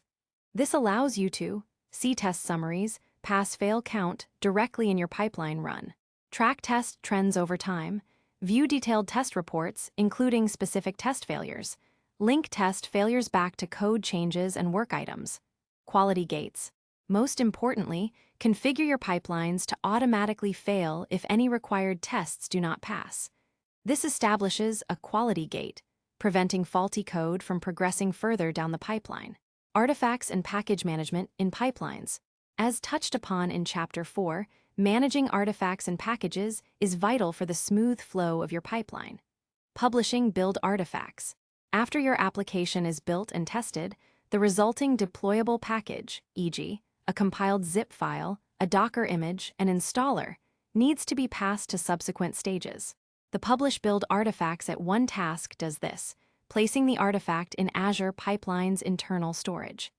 This artifact then serves as the input to your deployment stages or even separate release pipelines, consuming published artifacts. In a later stage or in a separate release pipeline, you can then download or consume these artifacts using tasks like download pipeline artifact at 2 or by referencing them in classic release pipelines. This ensures that the exact same tested bits are deployed to each environment, preventing works on my machine issues. Azure Artifacts Feeds Integration. For managing internal libraries or third-party dependencies, Azure Pipelines fully integrates with Azure Artifacts Feeds, Chapter 8. You can configure tasks to push newly built packages to your private artifacts feeds, restore dependencies from your artifacts feeds before building. This creates a closed-loop system for managing all your software components. Troubleshooting pipelines. Despite all the planning, pipelines inevitably fail. Mastering troubleshooting is a critical skill. Common failure reasons: task script errors, syntax mistakes in your YAML, incorrect commands in a script, or issues with the underlying code being built. Agent issues. The agent might not have the required software installed, or it might lack necessary permissions. Permission errors. The service connection or the pipeline's identity might not have the necessary permissions to access external resources, e.g., Azure Subscription, Key Vault. Network issues. Firewall rules, DNS problems, or connectivity issues preventing the agent from reaching external services or internal resources. Incorrect variable configurations. Misspelled variables, wrong values, or issues with secret retrieval. Dependency problems. Missing packages, version conflicts, or issues with your package sources. Debugging techniques. Review logs. This is your primary source of truth. Azure Pipelines provides detailed logs for every task and step. Look for error messages, often marked in red, warning messages, and the output of commands. Start by checking the output of the task that failed. Increase log verbosity if needed by setting system.debug to true as a pipeline variable. Examine task outputs. Failed tasks often provide specific error messages in their output logs. Isolate the problem. Comment out sections of your pipeline to pinpoint the failing step. Run locally, if possible. If the error is with a script or build command, try running it locally on your development machine or a machine similar to the agent to reproduce and debug the issue. Use display name. Clear display name values for your tasks make it much easier to scan the logs and quickly locate the failing step. Check agent pool. Ensure the correct agent pool is selected and that agents within that pool are healthy and have the necessary capabilities. Case study. A database deployment pipeline suddenly started failing at the SQL Azure DACPAC deployment at one task. The logs showed an authentication failed error. Initial checks of the service connection revealed no changes. However, by looking at the detailed logs, it was found that the specific SQL user account used by the service principal had its password expired or had its network access restricted on the Azure SQL Server itself. External to Azure DevOps. The systematic approach of reviewing logs and tracing external dependencies quickly pointed to the root cause, leading to rectifying permissions directly on the database. Pipeline health and monitoring. Once your pipelines are running reliably, it's important to monitor their health and performance. Built-in dashboards. Azure Pipelines provides overview dashboards showing recent runs, success failure rates, and typical run durations. You can create custom dashboard widgets to track specific pipeline metrics important to your team. Alerts and notifications. Set up email notifications or integrate with chat platforms like Microsoft Teams or Slack via webhooks, Chapter 10, to receive alerts on pipeline failures, slow runs, or successful deployments to production. This ensures immediate attention to issues and keeps teams informed. Metrics. Track key performance indicators like mean time to recovery, MTTR, for pipeline failures, build duration trends, and success rates. These metrics provide insights into the efficiency and stability of your CI/CD process, informing areas for optimization. By mastering advanced YAML features, leveraging templates, rigorously testing, and proactively monitoring your pipelines, you can build highly efficient, reliable, and scalable CI/CD systems that continuously deliver value to your users. This forms the automated backbone of your DevOps strategy, allowing you to iterate faster and with greater confidence. Chapter 7, Quality Assurance. Managing your tests with Azure Test Plans. Quality is not an afterthought in DevOps. It's an integral part of every stage of the software development lifecycle. The old paradigm of a separate, rigid QA phase at the very end of the development process is no longer sufficient for rapid, continuous delivery. In a true DevOps culture, quality assurance activities are shifted left, meaning they are integrated as early and as frequently as possible. This philosophy is fully supported and enabled by Azure Test Plans. Azure Test Plans provides a comprehensive, integrated solution for managing all your testing activities, from defining test cases and test plans to executing manual and exploratory tests, and analyzing the results of both manual and automated tests. It ensures that quality is a shared responsibility, deeply embedded within your CI/CD pipelines and directly linked to your planning in Azure Boards. The role of testing in DevOps. In the Agile and DevOps world, testing isn't just about finding bugs.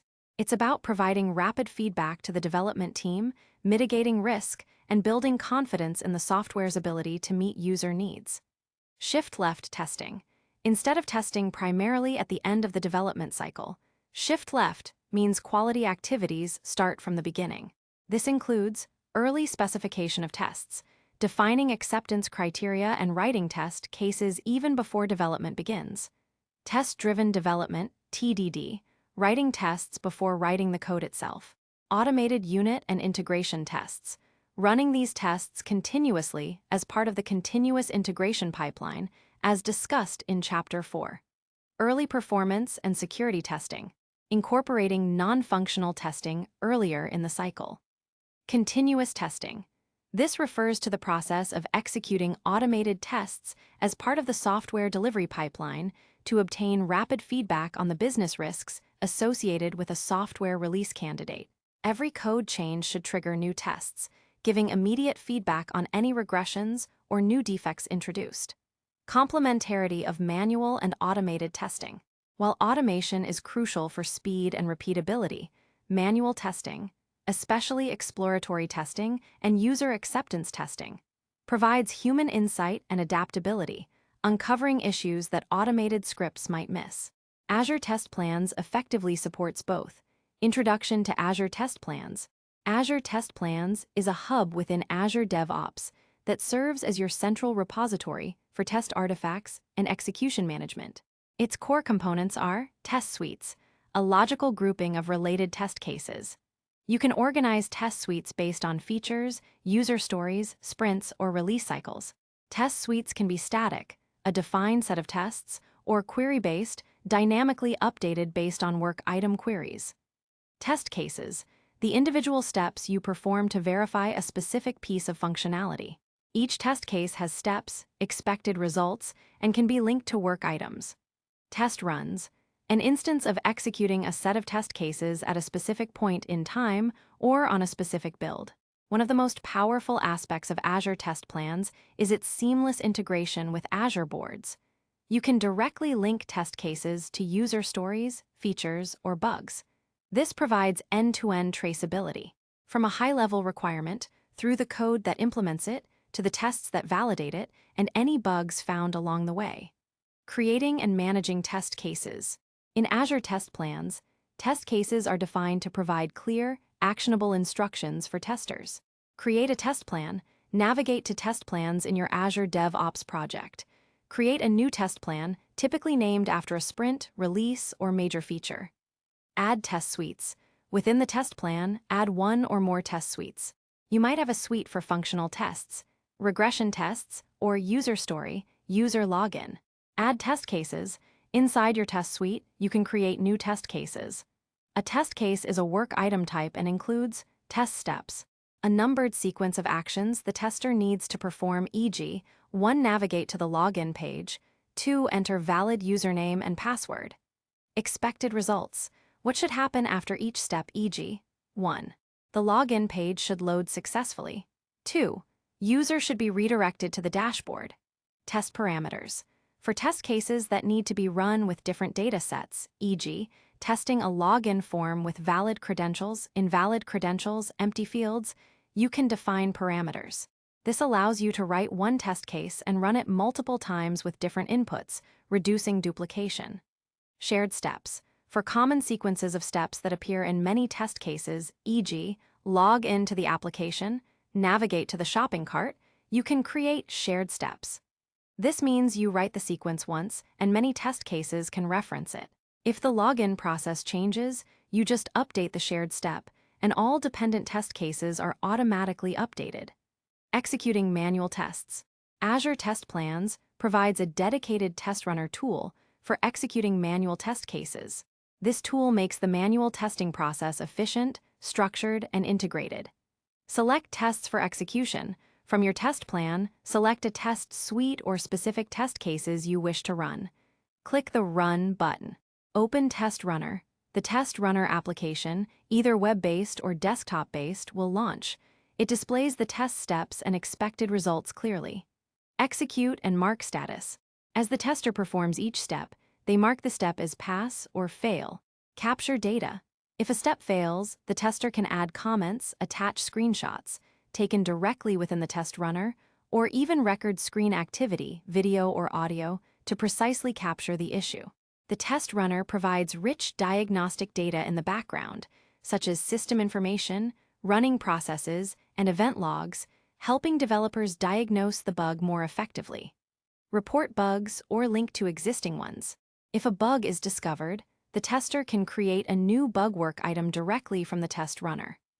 Azure Test Plans automatically pre-populates the bug with the test steps, observed behavior, and captured diagnostic data, and links it back to the test case, enabling full traceability.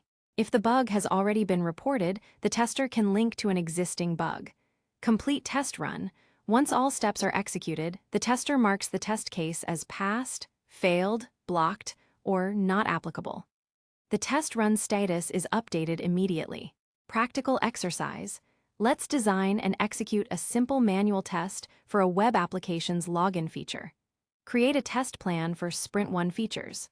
Add a test suite, user authentication. Create a test case. Verify successful user login with valid credentials. Step 1. Open web browser and navigate to your app URL login. Expected. Login page loads, displaying username password fields. Step 2. Enter testuser@example.com into username field. Expected. Username testuser@example.com is displayed. Step 3. Enter p@sword123 into password field. Expected. Password masked, correct number of characters entered. Step 4. Click Login button. Expected. User is redirected to the dashboard page. Execute this test case using the test runner. If Step 4 fails, e.g., it shows an error message, mark it as fail, add a screenshot of the error, and create a new bug work item linked to this test case. Linking automated tests to test plans. While manual testing is essential, true velocity in DevOps comes from automation. Azure Test Plans seamlessly integrates with your automated tests executed in Azure pipelines. Automated test execution in pipelines. In Chapter 4 and 6, we emphasized running your automated unit, integration, and UI tests within your CI/CD pipelines using tasks like .NET Core CLI at 2 for net or Karma Test Runner at 1 for JavaScript. Publishing test results. Crucially, after automated tests run, your pipeline must publish the test results using the publish test results at 2 task. This task expects test results in standard formats, e.g., JUnit, VSTest, TRX. Hash example snippet from an automated build pipeline. Task .NET Core CLI at 2. Display name, run automated tests. Inputs command, test. Projects /test csproj. Arguments, configuration, build configuration, collect code coverage, hash optional. Enable code coverage. Task publish test results at 2. Display name, publish test results. Inputs, test results format, VSTest hash or JUnit, NUnit, etc. Test results files, /trx hash or /xml for JUnit, etc. Merge test results. True hash useful if you have multiple test result files. Fail task on failed tests. True hash critical. Fail the pipeline if tests fail. Test run title. Build number. Automated test run. Associating automated tests with test cases. Once published, these automated tests are visible in Azure Test Plans. You can then associate an automated test method from your code with a manual test case within a test plan. This provides a unified view of quality, showing whether a feature's associated tests, manual or automated, are passing. Executing automated tests from test plans. While most automated tests run as part of CI/CD pipelines, you can also trigger runs of associated automated tests directly from Azure Test Plans. This allows QA teams to initiate automated regression suites from their test management hub. The ability to consolidate all test results in one place, manual and automated, enables comprehensive quality reporting and trend analysis. You can see test pass rates, identify flaky tests, track bugs linked to failing tests, and monitor code coverage, all within the Azure DevOps ecosystem. Exploratory testing and test reporting. Exploratory testing. This is a powerful technique where testers spontaneously explore the application to discover bugs and learn about the system, rather than following predefined scripts. Azure Test Plans supports exploratory testing through a dedicated browser extension. Testers can record their sessions, actions, screenshots, notes, audio-video, and then easily capture bugs or create new test cases based on their discoveries. This is especially valuable for identifying edge cases and user experience issues. Test reporting. Azure Test Plans provides robust reporting capabilities. You can generate charts and reports on test progress, how many tests have passed, failed, or are still pending, test coverage, which areas of the application are covered by tests and which are not, bug trends, the rate at which new bugs are being found and fixed, test run analysis, detailed results of specific test runs. These charts can be added to your Azure DevOps dashboards, providing stakeholders with real-time insights into the quality of your software, ensuring that quality stays central to your project's visibility and decision-making. By deeply integrating quality assurance activities into every layer of your DevOps process, empowered by Azure Test Plans, teams can shift from finding bugs late in the cycle to preventing them early, building better software faster, and releasing with ultimate confidence. Chapter 8, Managing Your Packages, Azure Artifacts. In the world of modern software development, applications rarely exist in isolation. They are built upon a vast ecosystem of reusable components, libraries, and frameworks. Managing these dependencies, both external from public sources and internal developed within your organization, is a critical aspect of efficient, secure, and reproducible software delivery. This is precisely the problem that Azure Artifacts solves. Azure Artifacts is a package management service integrated directly into Azure DevOps. It enables teams to create, host, and share various types of packages, making it easier to manage application dependencies, promote code reuse, and ensure consistency across your development and deployment environments. The need for package management. Consider the challenges that arise without a robust package management solution. Dependency hell.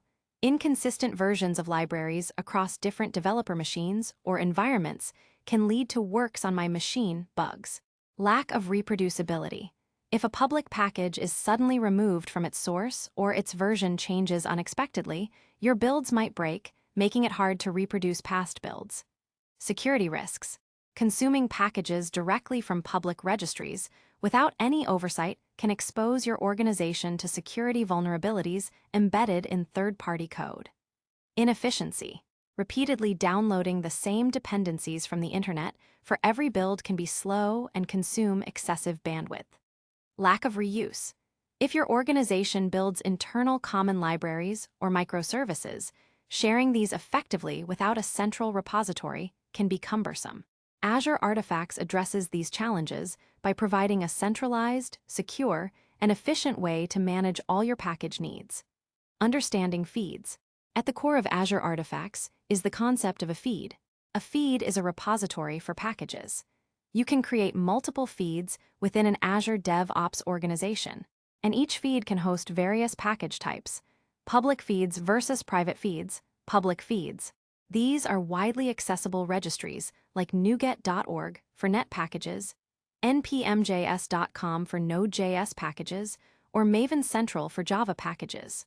While convenient, relying solely on them for all dependencies can pose challenges related to availability, security, and version control. Private feeds. These are feeds hosted within your Azure Artifacts instance, accessible only to your organization or specific users groups. They are used for hosting your own proprietary internal libraries and components, caching packages from public feeds via upstream sources, discussed next, controlling which package versions are consumed by your builds, creating and configuring feeds, navigate to artifacts. In your Azure DevOps project, click on Artifacts in the left-hand navigation pane. Create a new feed, click the New Feed button. You'll be prompted to provide name. Give your feed a descriptive name, e.g., My Company NuGet, Front-End NPM, visibility. Choose whether the feed is limited to specific users groups or visible to everyone in your organization. Upstream sources. This is where you configure the powerful feature of proxying public registries. Scope.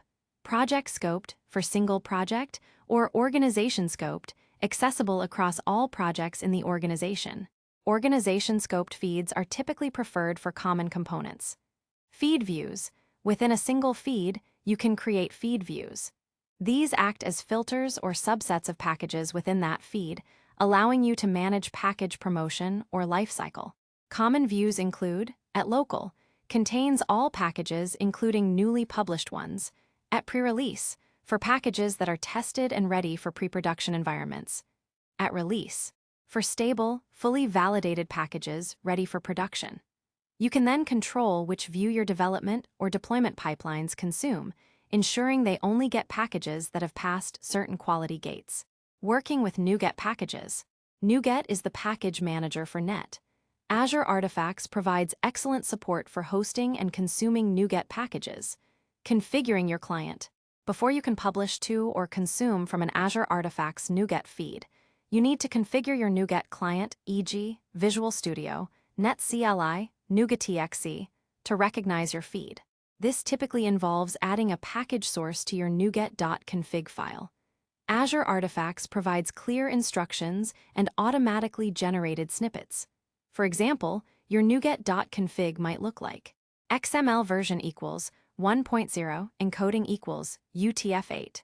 Configuration. Package sources. Add key equals, my company NuGet, value equals, https://dev.azure.com/yourorg/packaging/mycompany NuGet/v3/index.json. Package sources. Package source credentials. My company NuGet. Add key equals username, value equals Azure DevOps. Add key equals clear text password, value equals your pether. Use personal access token, /my company NuGet. Package source credentials. Configuration. Remember to use a personal access token PAT with packaging read-write permissions for programmatic access, rather than your actual password. Publishing packages. To share your internal net libraries, you package them into NuGet, NuPKG, files and push them to your artifacts feed. Using NetCLI. .NET Pack configuration, release your project csproj. .NET NuGet push your project .1.0.0. NuPKG source. My company NuGet, API key as is a placeholder for artifacts push API key. Using Azure pipelines. The NuGet command at toTask can be configured to pack and push packages as part of your CI pipeline. Consuming packages. Once published, other net projects in your organization can easily consume these packages. Visual Studio. Add the feed as a package source and search for your package. .NET CLI. .NET add package your company your library version 1.0.0. Source, my company NuGet. Practical exercise. Create a new Azure Artifacts feed named internal devlibs. Create a simple net standard class library project, e.g., my shared utils in Visual Studio. Add a basic utility method, e.g., string greet, string name. Modify your csproj to include package metadata, e.g., is packable true / is packable, packaged version. Use .NET Pack configuration release to create a NuPKG file. Install the Azure Artifacts credential provider or configure NuGet.config with a PAT to push to your feed. Use .NET NuGet push my shared utils .1.0.0. NuPKG source, internal devlibs to publish your package. In a separate consumer net console application, add your internal devlibs feed as a package source and then install my shared utils using NuGet Package Manager or .NET Add Package. You should now be able to use the greet method, other package types, Azure Artifacts is polyglot. It supports a variety of popular package types. NPM. For JavaScript and Node.js projects, Azure Artifacts can host and proxy NPM packages. Configure your npm.rc file to point to your artifacts NPM feed. At my scope, registry equals https://pkgs.dev.azure.com/yourorg/packaging/frontend npm/registry/. Always auth equals true. Then use npm install at my scope, my package, or npm publish. Maven. For Java applications, Azure Artifacts can act as a Maven repository. Configure your POM.xml or settings.xml to point to your artifacts Maven feed. Python. Manage Python packages using pip. Configure your pip.ini or PyPerk to use your artifacts Python feed. Universal Packages, UPACs, a generic package format that can store any file or set of files, making them incredibly versatile. Useful for storing application installers, large datasets, or custom binaries that don't fit into other package types. Pushed and consumed using the Azure CLI. Upstream Sources. The Upstream Sources feature is a cornerstone of a robust package management strategy. It allows your Azure Artifacts feed to act as a proxy or upstream to other package repositories, both public, like NuGet.org, and private, other Azure Artifacts feeds, or even external registries. How it works. When a client, e.g. Visual Studio, NPM, Maven, requests a package from your Azure Artifacts feed, Azure Artifacts first checks if the package exists in your private feed. If not, it checks the configured upstream sources. If found in an upstream source, Azure Artifacts downloads the package from there, serves it to the client, and caches a copy in your private feed. Subsequent requests for that package version will then be served directly from your private feed without needing to go to the external upstream.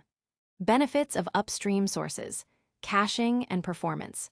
Significantly speeds up package acquisition for frequently used external packages by serving them from a local cache.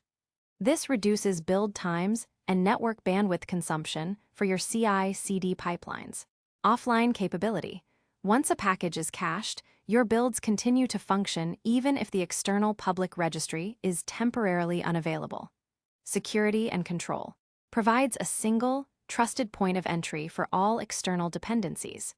You can even use this to vet packages or block known vulnerable versions by actively deleting them from your cache or using feed views.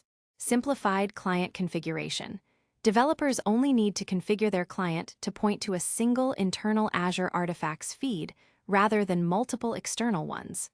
Centralized auditing.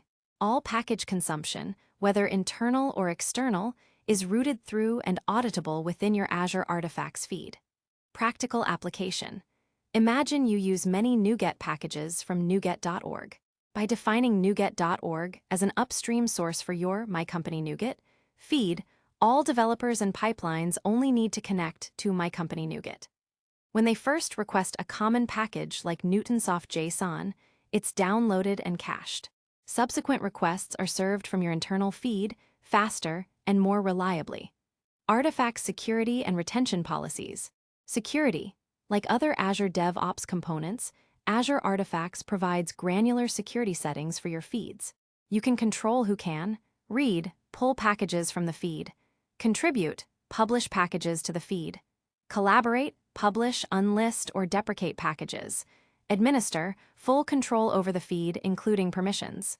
Access can be assigned to individual users, Azure DevOps groups, or Azure Active Directory groups. Retention policies. Over time, your feeds can accumulate many package versions, potentially consuming a lot of storage. Retention policies allow you to automatically clean up older versions of packages based on rules you define, e.g., keep the latest 3 versions. Keep versions downloaded in the last 90 days. This helps manage storage costs and keeps your feeds tidy. Azure Artifacts acts as the central nervous system for your organization's software components, making it robust, efficient, and secure to build and deliver applications with rich dependency ecosystems.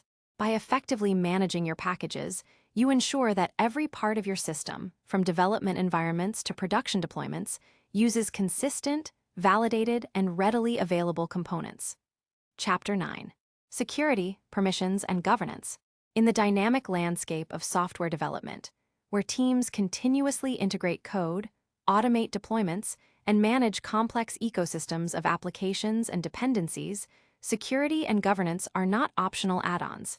They are foundational pillars.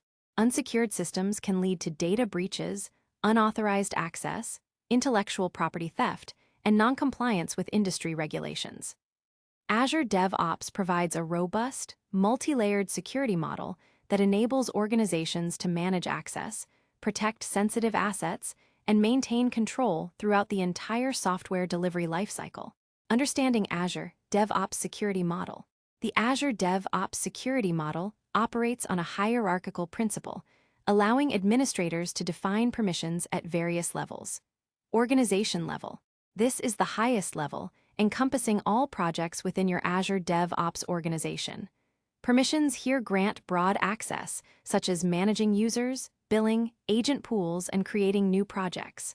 Project level. Permissions set here apply to all assets within a specific project, including work items, repositories, pipelines, test plans, and artifacts. Object level. The most granular level, allowing you to set specific permissions on individual items like a single repository, a particular build definition, an artifact feed, or even a specific work item. Permissions are assigned to either individual users or, more commonly, to security groups. Security groups are logical collections of users, simplifying permission management. Azure DevOps comes with several default groups, e.g., readers, contributors, project administrators, project collection administrators, each with a predefined set of permissions. Key principles of permission management. Inheritance. Permissions flow down the hierarchy. For example, a permission granted at the organization level typically inherits down to all projects within that organization, and then to all objects within those projects. Explicit denials override. If a user belongs to multiple groups with conflicting permissions, an explicit deny permission will always override an allow permission. This is a powerful feature for enforcing strict access controls. Default least privilege. Azure DevOps attempts to apply the principle of least privilege by default. For example, when you add a new user to a project, they are typically added to the contributors group, giving them basic capabilities but not administrative rights. Role-based access control, RBAC. Implementing role-based access control, RBAC, is the recommended approach for managing permissions effectively. Instead of assigning individual permissions to each user, you define roles, e.g., developer, QA lead, release manager, and assign permissions to these roles. Users are then simply assigned to the appropriate role. Principle of least privilege. This is a core security tenet that should guide all your RBAC decisions.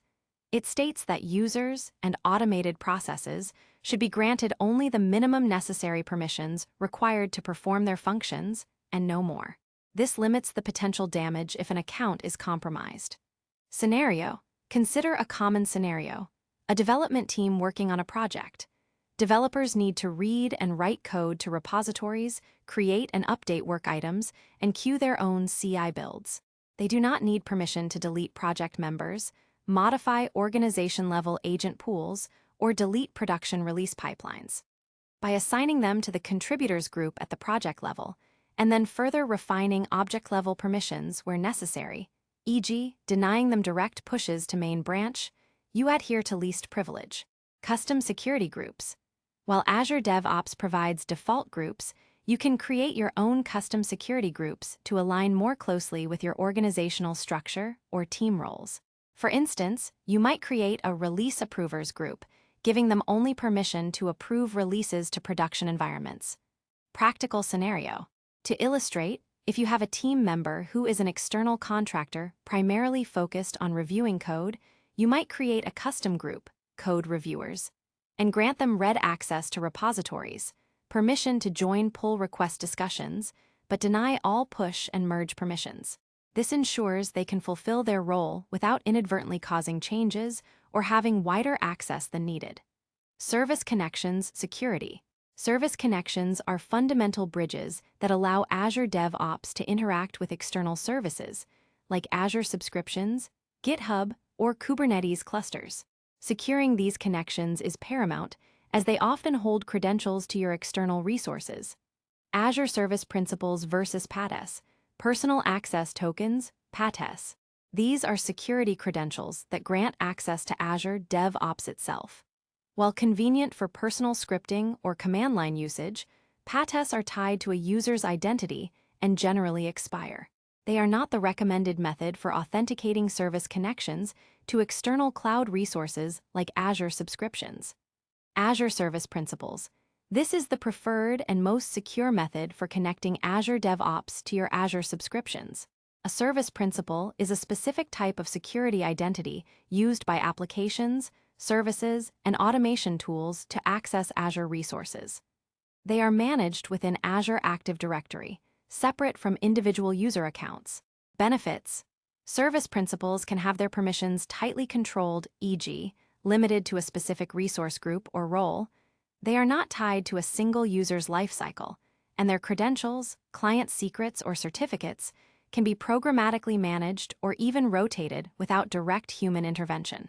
Azure DevOps can often auto-create a service principal for you when setting up an Azure Resource Manager service connection. Principle of least privilege for service connections. Just as with human users, ensure your service connection's underlying identity, be it a service principal or other credentials, has only the necessary permissions on the target system. A service connection used to deploy a web app should ideally only have contributor access to that specific web app resource or resource group, not to the entire Azure subscription. Pipeline security best practices. Pipelines automate much of your software delivery, and therefore they are prime targets for attacks if not secured properly. Secret management, Azure Key Vault. Never hardcode sensitive information, API keys, database connection strings, passwords, directly into your pipeline YAML files or even as plain text variables in the pipeline configuration. Instead, use a dedicated secret management solution like Azure Key Vault. Azure Key Vault allows you to store secrets securely, and Azure pipelines can dynamically retrieve these secrets at runtime using the Azure Key Vault task. This ensures secrets are never exposed in logs or version control, and access to them is centrally managed and audited. Ensure the service principal used by your pipeline service connection has only GET permissions on the specific secrets it needs within Key Vault. Secret variables. For secrets not managed by Key Vault, define them as secret variables in your pipeline. These variables are encrypted and masked in pipeline logs. Agent pool security. Self-hosted agents. If you use self-hosted agents, ensure they are in a secure network segment, have minimal necessary software installed, and that their service account has only the permissions required to run the build deployment tasks. Avoid running agents as highly privileged accounts. Agent Demilitarized Zone, DMZ. For agents needing to access both internal and external networks, consider placing them in a DMZ to isolate them from your core network. Static Application Security Testing, SAST, and Dynamic Application Security Testing, DAST. Implement security scanning tools directly into your pipelines, SAST. Scan source code for vulnerabilities without executing the application, e.g., Sonar Quebec Fortify. Run these early in the CI pipeline. DAST. Scans running applications for vulnerabilities by simulating attacks, e.g., OWASP Zap, Burp Suite. Run these against your deployed application in a test or staging environment within your CD pipeline. Dependency scanning. Use tools within your pipelines to scan third-party dependencies, managed by Azure Artifacts feeds, as discussed in Chapter 8 for known vulnerabilities. Code review and branch policies. Reiterating from Chapter 3, branch policies are a critical security gate. By requiring successful build validation, automated test runs, and security scan results before code can be merged into protected branches, like main, you proactively prevent insecure code from entering your main codebase. Conditional access and branch policies revisited. The robust security features of Azure DevOps extend to how users access the platform and how code changes are integrated. Azure AD Conditional Access. If your Azure DevOps organization is backed by Azure Active Directory, which is the default for most, you can leverage Azure AD Conditional Access policies. These allow you to enforce multi-factor authentication, MFA, restrict access based on location or device posture, or apply other rules before users can even log in to Azure DevOps. This adds an extra layer of security beyond simple username password. Mandatory branch policies. As discussed, branch policies are not just for code quality, they are a vital part of your security strategy.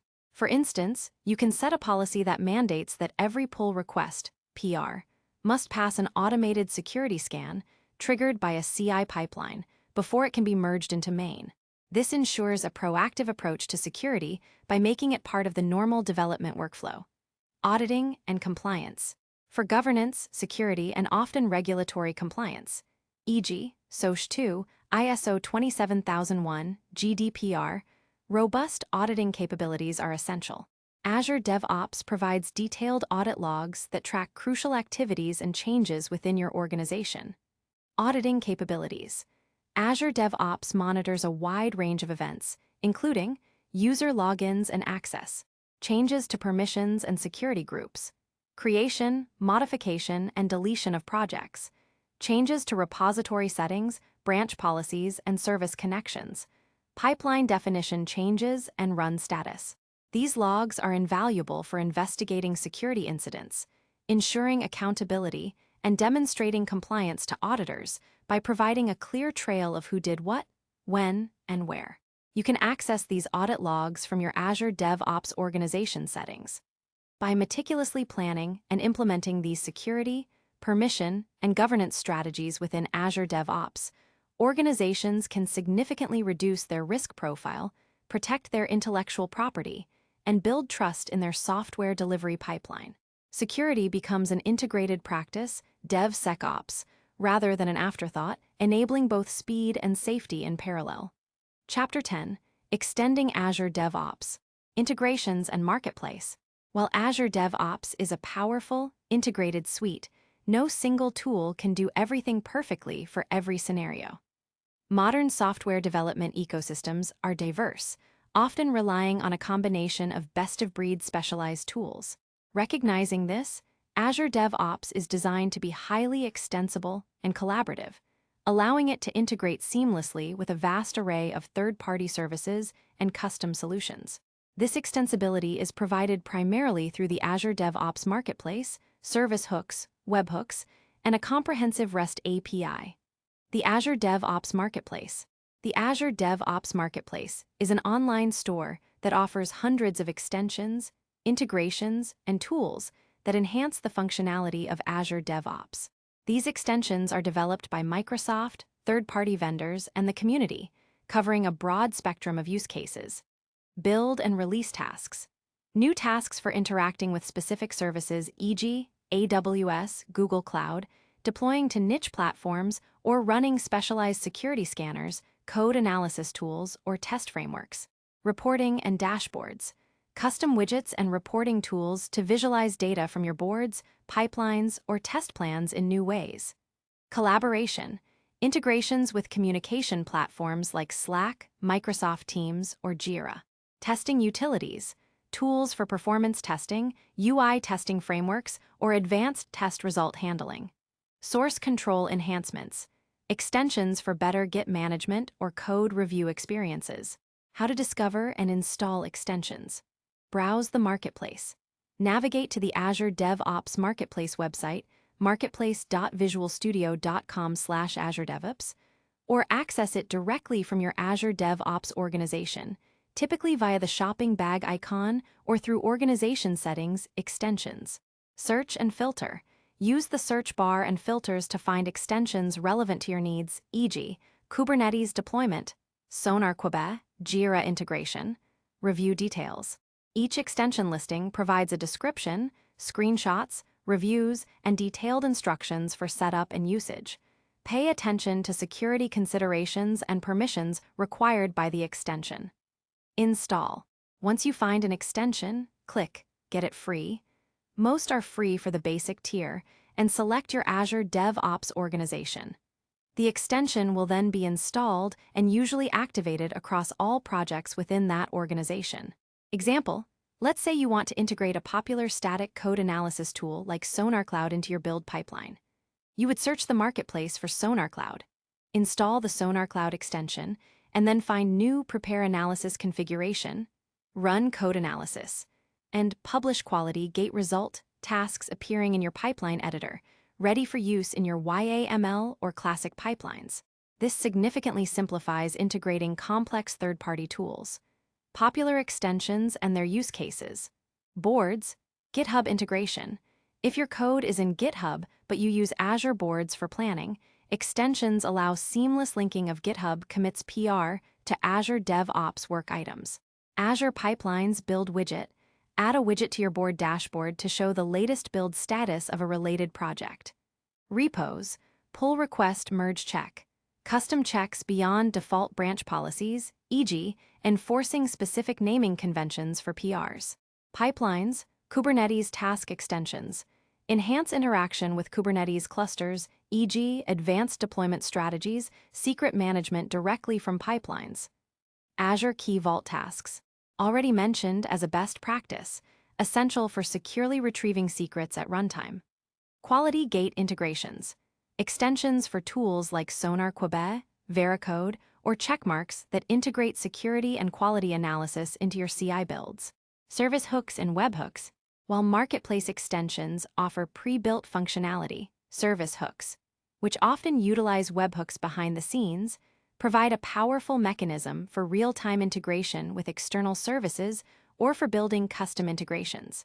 Concept of service hooks. A service hook allows you to send notifications or trigger actions in external services when specific events occur in Azure DevOps.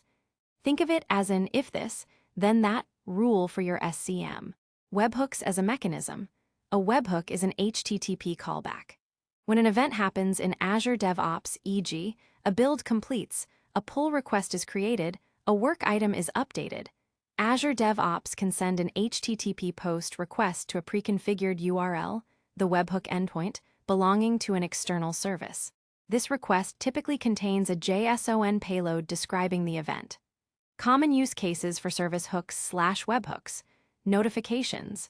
Send alerts to communication platforms like Microsoft Teams, Slack, or email when a build fails, a release succeeds, or a critical bug is reported. External workflow triggering. Automatically trigger a workflow in another system, e.g., create a support ticket in Jira, update a project in a separate project management system, or kick off a custom script when a deployment to production completes. Chatbot integration. Enable chatbots to respond to Azure DevOps events in your chat channels. Steps to set up a basic webhook, e.g., to notify on a build completion. Find a webhook endpoint. For testing purposes, you can use a service like Webhook Site to generate a temporary URL that captures incoming webhook payloads. Configure in Azure DevOps. Go to Project Settings, Service Hooks. Click Create Subscription. Select Webhooks as the service. Choose the event type, e.g., build completed.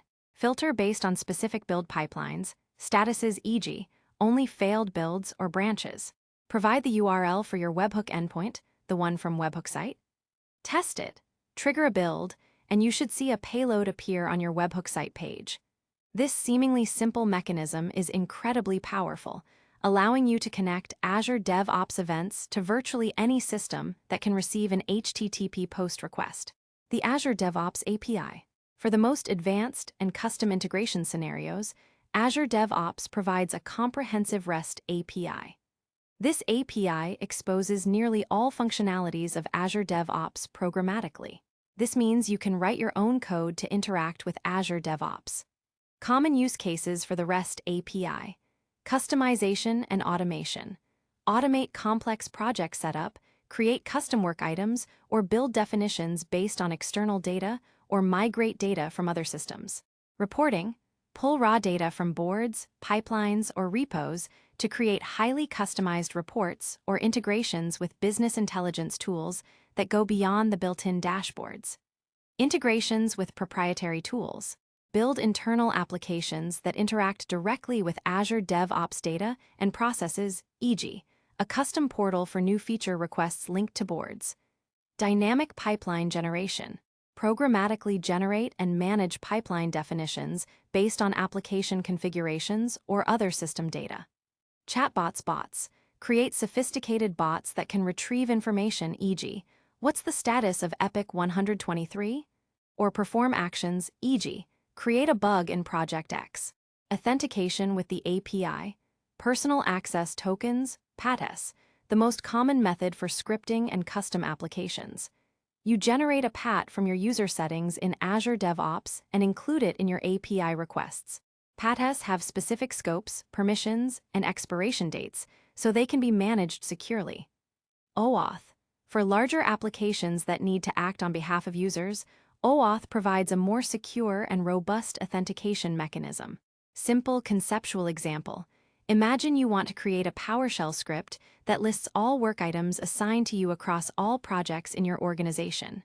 You would generate a PAT with the work items, red scope. Use an InvokeREST method, PowerShell, command or a request library, Python, to make a GET request to the Azure DevOps Work Item REST API endpoint, https://dev.azure.com/organization/project. /_apis/wit/workitems?filter equals assigned to my name. Include your PAT in the authorization header of the request. Parse the JSON response to extract the work item details. This allows for endless possibilities in tailoring Azure DevOps to your organization's unique needs and integrating it with existing IT landscapes. Integrating with Azure services. Azure DevOps is part of the broader Azure ecosystem, and its integrations with other Azure services are particularly robust and streamlined. Azure Key Vault. As discussed previously, this is critical for securing secrets. Pipelines integrate directly with Key Vault to retrieve secrets at runtime. Azure Container Registry, ACR. For containerized applications, Azure pipelines can easily build Docker images and push them to ACR. ACR can then act as the source for Kubernetes deployments, Azure Kubernetes Service, AKS. Azure Functions Logic Apps. These serverless services can be triggered by Azure DevOps webhooks to execute custom logic or orchestrate workflows. For example, an Azure function could be triggered when a deployment to production completes, which then sends a success notification to a specific SharePoint site and updates an external compliance dashboard. Azure Monitor Application Insights. Instrumenting your applications with Azure Monitor provides rich telemetry and logging. This feedback is critical for continuous monitoring, feeding insights back into your DevOps cycle to improve future iterations. Alerts from Azure Monitor can even trigger service hooks back into Azure DevOps, e.g., to create a bug or incident work item if an application error rate spikes. Real-world scenario. Consider a microservices application deployed on Azure Kubernetes Service, AKS. Code is in Azure Repos. A YAML Azure pipeline builds the Docker image for each microservice, pulls application secrets from Azure Key Vault, and pushes the image to Azure Container Registry. Another stage in the Azure pipeline then deploys the updated microservice to AKS, perhaps updating Kubernetes manifests stored in repos. If the deployment fails or a critical performance threshold is breached postpartum, Azure Monitor detects it and triggers a service hook, leading to a new bug being created in Azure Boards, closing the feedback loop instantly. This interconnectedness within the Azure ecosystem allows for incredibly powerful and automated workflows, bringing your entire cloud-native development and operations together.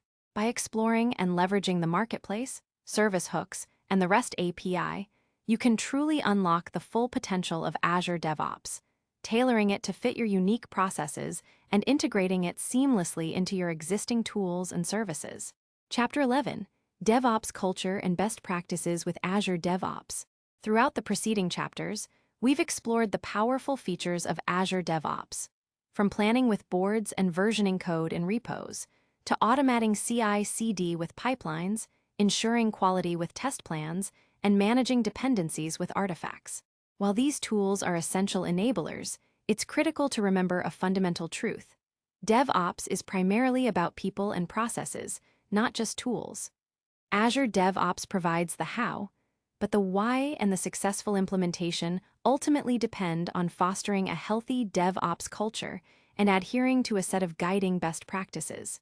Fostering a DevOps mindset. A true DevOps mindset involves a fundamental shift in how teams operate and interact. It moves away from the traditional, siloed approach, where development, operations, and quality assurance are separate entities with distinct goals, and instead cultivates an environment of collaboration and shared ownership, breaking down departmental walls. Developers don't just throw code over the wall to operations, they take responsibility for how their code performs in production. Operations engineers become involved earlier in the development lifecycle, providing insights on infrastructure, scalability, and maintainability. Everyone shares accountability for the entire software delivery value stream. Empathy and trust, understanding each other's challenges and perspectives. Instead of blame, there's a collective effort to identify and solve systemic problems. Transparency, information flows freely across teams. Everyone has visibility into the backlog, pipeline status, and production changes. Experimentation and continuous learning. Embracing a growth mindset where trying new approaches, even if they fail, is seen as a path to innovation. Regular retrospectives and post-incident reviews, blameless postmortems, become opportunities for organizational learning, not fault-finding. Automation whenever possible. Freeing up human talent for more complex and creative tasks by automating repetitive, error-prone activities. Implementing shift-left principles. The shift-left philosophy is a core tenet of DevOps, pushing quality, security, and operational considerations to the earliest possible stages of the development lifecycle. Azure DevOps actively facilitates this. Shift left for quality. Instead of testing for quality only at the end, integrate testing at every stage. Unit tests. Critical for developers to write and run locally and as part of every commit in CI pipelines. Integration tests. Verify interactions between components and external services, running automatically in CI. Performance load tests. Early and continuous performance testing can prevent bottlenecks later. User acceptance testing, UAT. While often manual, UAT can be built into your CD pipelines as a stage that requires human approval, leveraging Azure Test Plans. Azure DevOps Connection. Pipelines for automated testing, test plans for managing all test types, boards for tracking test-related work items and bugs. Shift left for security, DevSecOps. Security should be an embedded concern, not an afterthought. This means incorporating security practices throughout the SDLC, secure coding practices. Developers are trained in writing secure code. Static application security testing, SAST. Tools that analyze source code for vulnerabilities without executing it. These should run as part of your CI pipeline, ideally as a mandatory branch policy check. Dynamic application security testing, DAST. Tools that test the running application for vulnerabilities. These can run against deployed environments in your CD pipelines. Dependency scanning. Regularly scanning your third-party libraries, managed via Azure Artifacts, for known vulnerabilities. Secrets management, using Azure Key Vault from pipelines to prevent hard-coded credentials. Azure DevOps Connection, pipelines integrated with security tools, branch policies enforcing security scan success, Azure Key Vault integration, detailed permissions, and auditing for governance. Shift left for operations, infrastructure as code ISC. Treat infrastructure and configuration as code, managed in version control just like your application code. Desired state configuration, DSC. Define the desired state of your servers and infrastructure elements. Terraform Bicep ARM templates. Tools for provisioning and managing cloud infrastructure. Automating infrastructure provisioning and updates reduces manual errors, ensures consistency, and allows environments to be quickly recreated. Azure DevOps Connection. Repos for storing ISC files, pipelines for automating the provisioning and updating of infrastructure, service connections to cloud providers, Azure, AWS, GCP. Monitoring and feedback loops. DevOps is a continuous cycle. The operations part is not just about deployment. It's about continuously monitoring the application in production and feeding insights back to development. Continuous monitoring. Implementing robust monitoring solutions, e.g., Azure Monitor, Application Insights, Prometheus, Grafana, to collect telemetry, logs, and performance metrics from your applications and infrastructure in real time. Alerting and incident management. Configuring intelligent alerts that notify the right teams about anomalies or failures. This includes having a clear process for incident response and resolution. Blameless postmortems. After an incident, conduct a thorough postmortem analysis. The focus is not on blaming individuals, but on understanding the systemic weaknesses that contributed to the incident, process gaps, technical debt, communication failures. The learnings from these postmortems should directly feed into your Azure boards as new work items for continuous improvement. Azure DevOps Connection. Service hooks to create work items, bugs, incidents in boards from monitoring alerts, dashboards for visualizing operational metrics alongside development progress. Measuring DevOps success. To know if your DevOps transformation is successful, you need to measure it. The DORA metrics from the DevOps Research and Assessment Team, now part of Google Cloud, are widely considered the gold standard for measuring DevOps performance. Lead time for changes, the time it takes for code to go from a commit in version control to successfully running in production. This measures speed of delivery. Deployment frequency, how often an organization successfully releases code to production. This measures throughput and agility. Change failure rate, the percentage of deployments to production that result in a degraded service, e.g., outages, performance issues, security breaches, and require remediation, e.g., hotfix, rollback. This measures quality and stability. Mean time to restore, MTTR, the average time it takes to restore service after an incident or defect impacts the end users. This measures resilience. High-performing DevOps organizations excel at all four of these metrics. Other important metrics: team velocity, how much work, e.g., in story points, a team completes in a sprint tracked in Azure Boards. Built success rate, percentage of successful builds in pipelines. Test coverage, percentage of code covered by automated tests. Mean time to detect, MTTD, how long it takes to identify a problem. Defect escape rate, how many defects make it to production. Azure DevOps Connection. You can create custom dashboards in Azure DevOps to visualize these KPIs using work item queries, pipeline run data, and test results. Widgets displaying build success failure, test pass rates, lead time through query-based charts, and work item flow can provide immediate insights. Common pitfalls and how to avoid them. Implementing DevOps is a journey, not a destination, and it often comes with challenges. Awareness of common pitfalls can help you navigate them. Tooling ahead of culture. Simply buying and deploying Azure DevOps tools without addressing organizational culture and team collaboration will yield limited results. The tools enable the culture, they don't create it. Ignoring testing, automated CI/CD without comprehensive, high-quality automated testing is just automating chaos. Quality gates must be integrated. Lack of comprehensive automation. Automating only parts of the flow, e.g., just the build but manual deployments, creates bottlenecks and reduces overall efficiency. Strive for end-to-end automation. Overcomplicating pipelines processes. Starting simple and iterating is often better than designing an overly complex, rigid system. Adopt a continuous improvement mindset and refine as you go. Neglecting security. Treating security as an afterthought is a recipe for disaster. Integrate DevSecOps practices from day one. Lack of leadership buy-in. Without support from management, cultural shifts are incredibly difficult. Leaders need to champion the DevOps transformation. Lesson learned.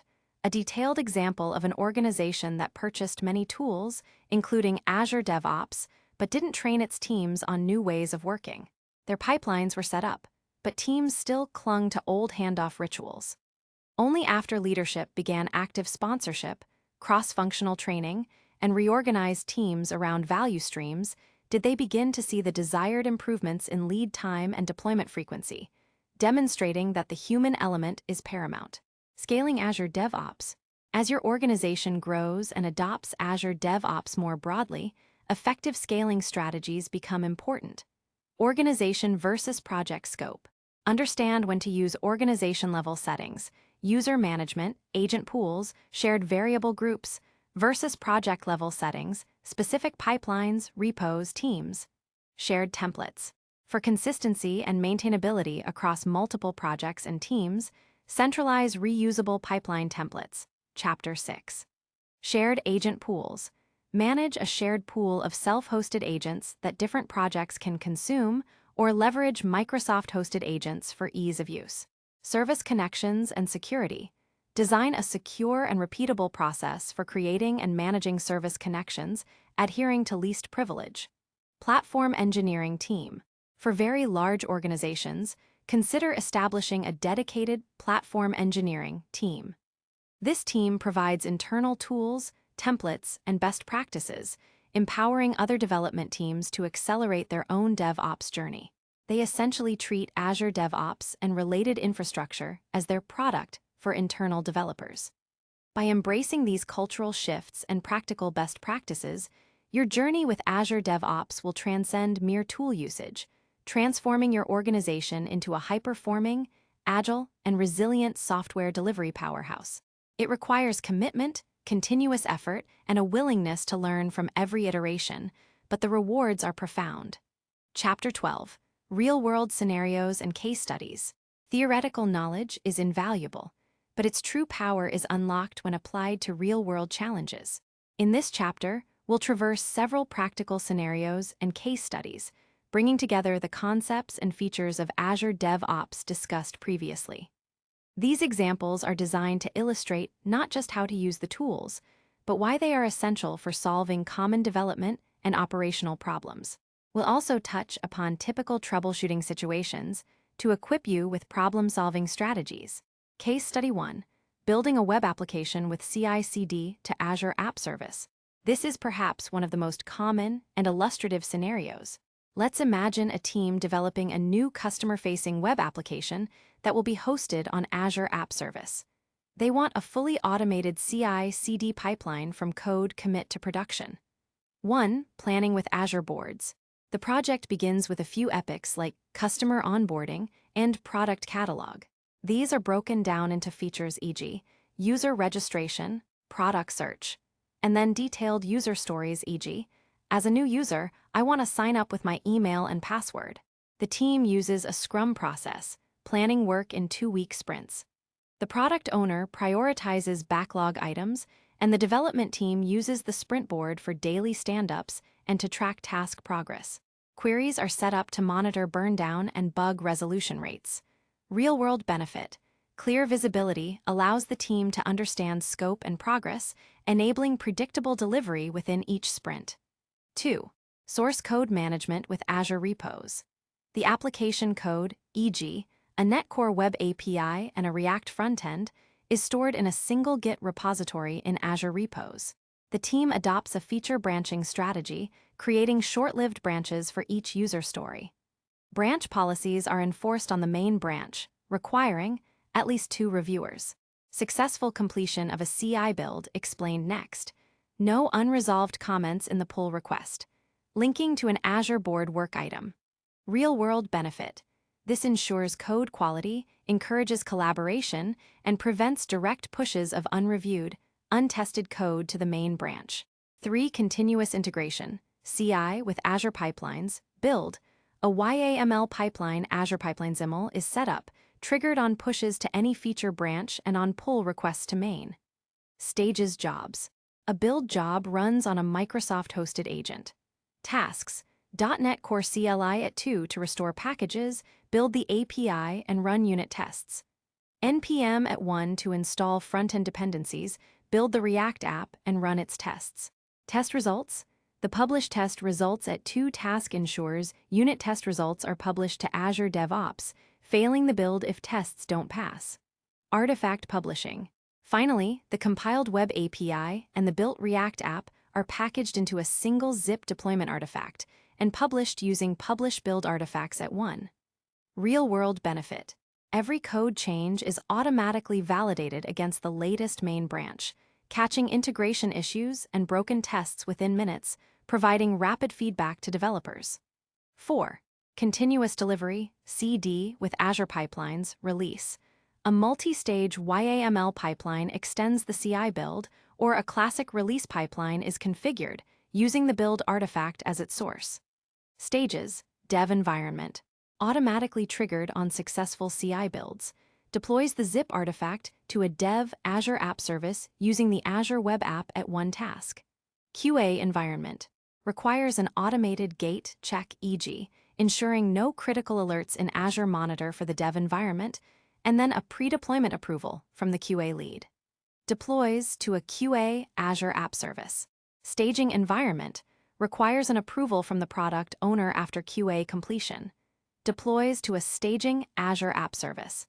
This environment is used for UAT, user acceptance testing, and final validations. Production Environment. Requires an approval from the release manager. Deploys to the production Azure App Service.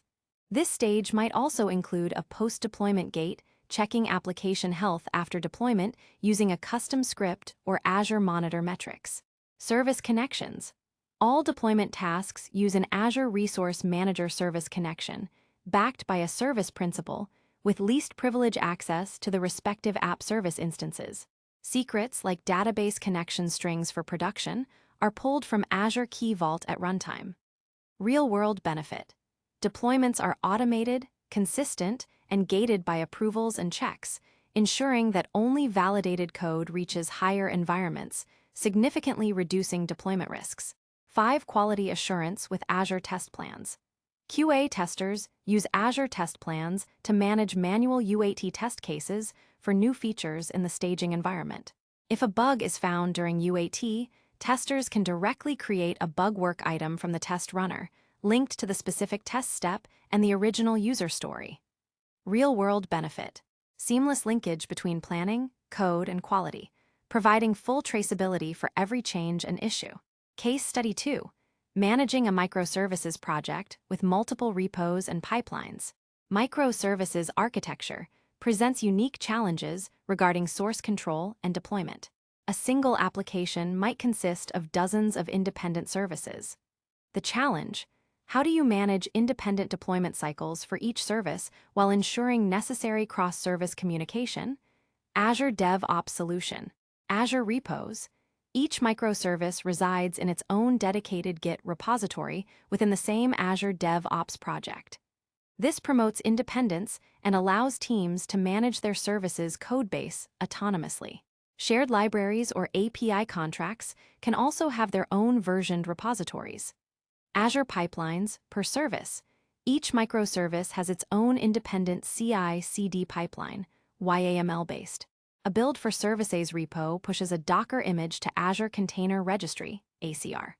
A build for Service Beast repo also pushes its image to ACR. Deployment pipelines for each service then pull their respective images from ACR and deploy them to an Azure Kubernetes Service, AKS, cluster, potentially within their own namespace or using distinct deployment manifests. Azure Artifacts, critical for managing shared components. If Service A and Service B both rely on a common internal utility library, that library is versioned in its own repo and published as a NuGet/npm/Java package to an Azure Artifacts feed. Both Service A and Service BS pipelines retrieve this package from the Artifacts feed during their build, ensuring consistency. Webhooks for coordination. If Service A needs to trigger Service BS build after its successful deployment, e.g., for integration testing triggered by an external event, a webhook can be configured. Service A's post-deployment step would trigger a Service BS pipeline. Brief mention: GitOps context. For AKS deployments, a GitOps approach can be layered. Instead of pipelines directly pushing to Kubernetes, they update Git repositories containing Kubernetes manifest files. A tool like Flux or Argo CD then observes these Git repos and automatically reconciles the state of the AKS cluster to match the Git state. Azure Pipelines integrates well here by acting as the agent that commits changes to the GitOps repo. Real-world benefit. independent deployability for each microservice, reducing coupling and allowing teams to innovate and deploy at their own pace, while still managing shared components effectively. Case Study 3, Data Science Project with Python and ML Pipelines. Azure DevOps is not limited to traditional software development. Its version control and automation capabilities are highly valuable for data science and machine learning, ML, workflows. The challenge: managing different versions of data, code, and models, ensuring reproducibility of experiments, and deploying ML models as services.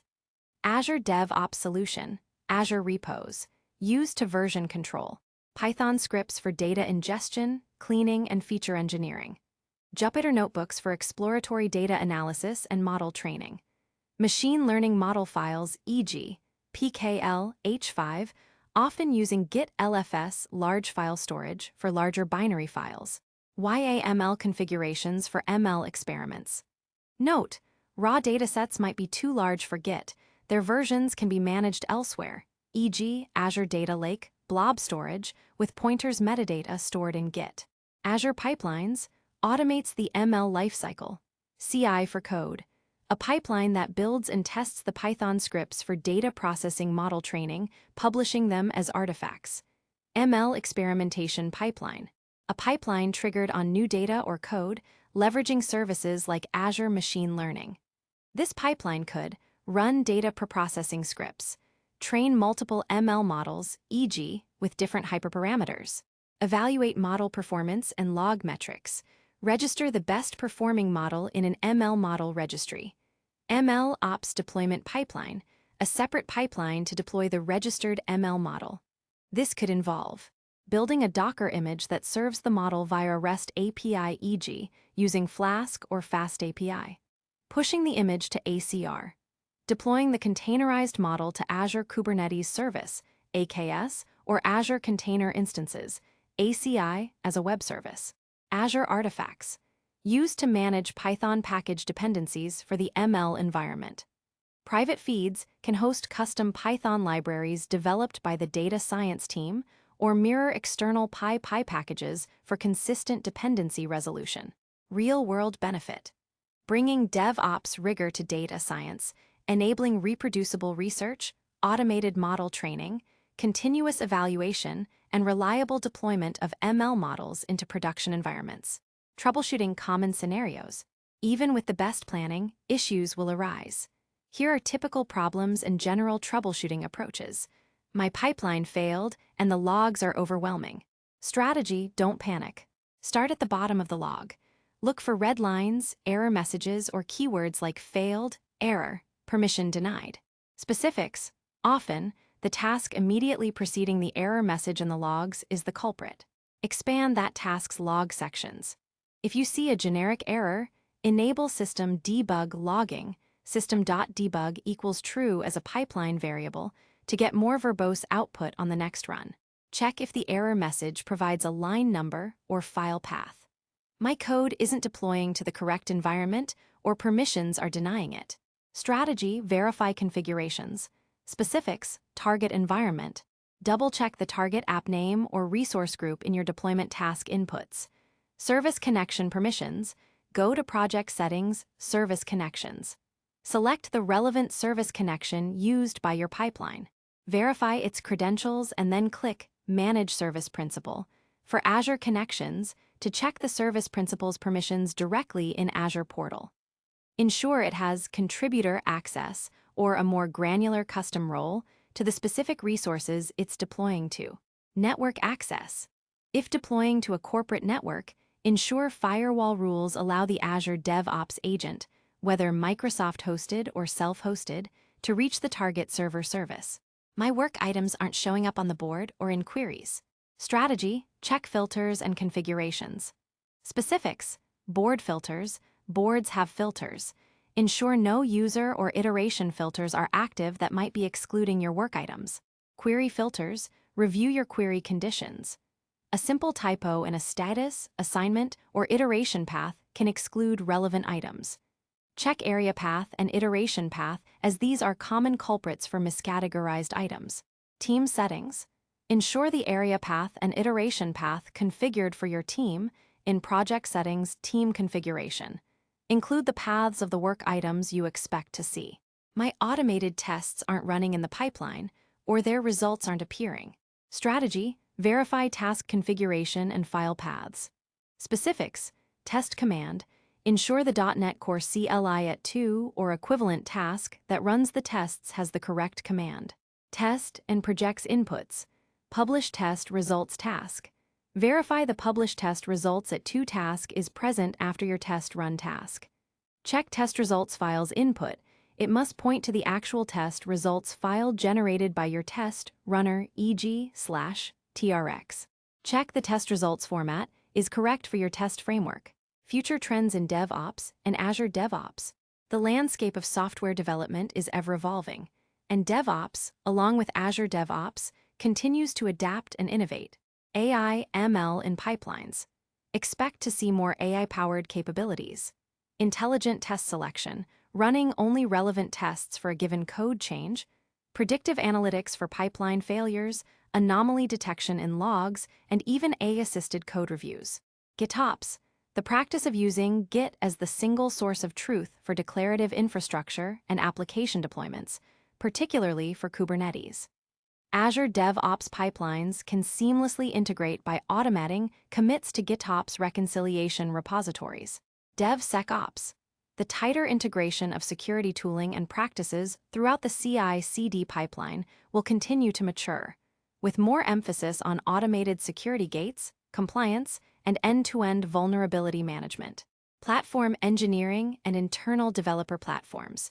Larger organizations are increasingly building internal platforms on top of tools like Azure DevOps. These platforms, managed by dedicated platform engineering teams, aim to abstract away infrastructure complexities, provide self-service capabilities for developers, and embed best practices and compliance automatically into the developer workflow. Azure DevOps serves as a powerful foundational layer for building such platforms. These case studies and future trends underscore the dynamic nature of software development. By understanding Azure DevOps as not just a collection of services, but a flexible ecosystem, you are well equipped to tackle current and future challenges in delivering high-quality software efficiently and securely. Chapter 13. Conclusion: your journey to DevOps mastery. We have reached the end of our journey through Azure DevOps Demystified, a practical guide to streamlined software delivery. From the foundational principles of DevOps to the intricate workings of each service within Azure DevOps, we've covered a vast landscape. Our goal has been to not only explain what each feature does, but also to illustrate how they integrate to form a cohesive, efficient, and reliable software delivery pipeline. Recap of key learnings. Let's briefly recap the core takeaways from each chapter and how they contribute to the overarching value proposition of an integrated DevOps platform like Azure DevOps. Chapter 1. Introduction. We established the why of DevOps, its promise to break down silos, accelerate delivery, and foster a culture of continuous improvement. Azure DevOps emerged as the integrated solution to realize these benefits, unifying planning, code, build, test, and release processes. Chapter 2. Azure Boards. We learned how to effectively plan and track work using agile methodologies. Boards demystify project visibility, backlog management, and sprint planning, ensuring everyone is aligned on what needs to be built. Chapter 3. Azure Repos. We dived into the world of source code management with Git. Understanding branching strategies, pull requests, and branch policies showed how Repos enables collaborative development while maintaining code quality and control. Chapter 4 and 5. Azure Pipelines, CI/CD. These chapters revealed the heart of automation. We built foundational continuous integration pipelines to automate builds and tests, and then extended this to continuous delivery, orchestrating deployments across multiple environments with approvals and gates. This is where manual, error-prone processes transform into consistent, repeatable workflows. Chapter 6. Advanced Pipelines.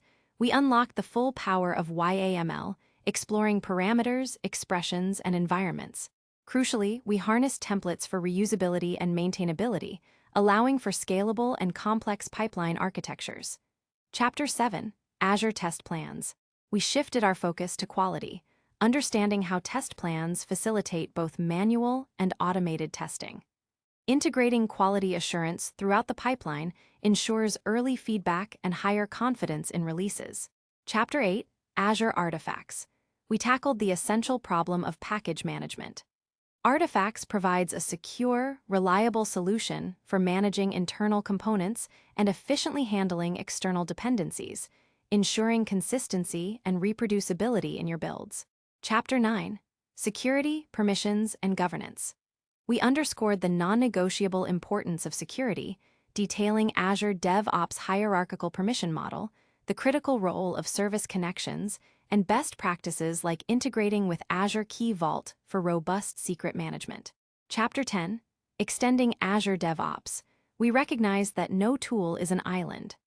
The Azure DevOps Marketplace, service hooks, webhooks, and the powerful REST API provide endless possibilities for integration with other tools and custom solutions, tailoring the platform to your specific needs. Chapter 11, DevOps Culture and Best Practices. Perhaps the most crucial chapter, where we emphasize that technology is merely an enabler.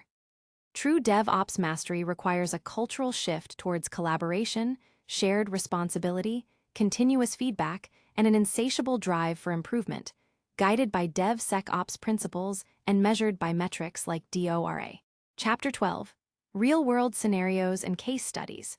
We applied our knowledge to practical examples, from basic web app deployments to microservices and data science projects, reinforcing how Azure DevOps solves real-world problems and provides the resilience to troubleshoot common pipeline issues. The overarching lesson is this: Azure DevOps isn't just a collection of disconnected tools. It is an integrated ecosystem designed to help your team navigate the complexities of modern software delivery, to plan smarter, code more effectively, build faster, test more thoroughly, and deploy with greater command and confidence. Beyond the book, continuous learning. Your journey to DevOps mastery doesn't end with this book. The technology landscape is constantly evolving, and so too is Azure DevOps itself.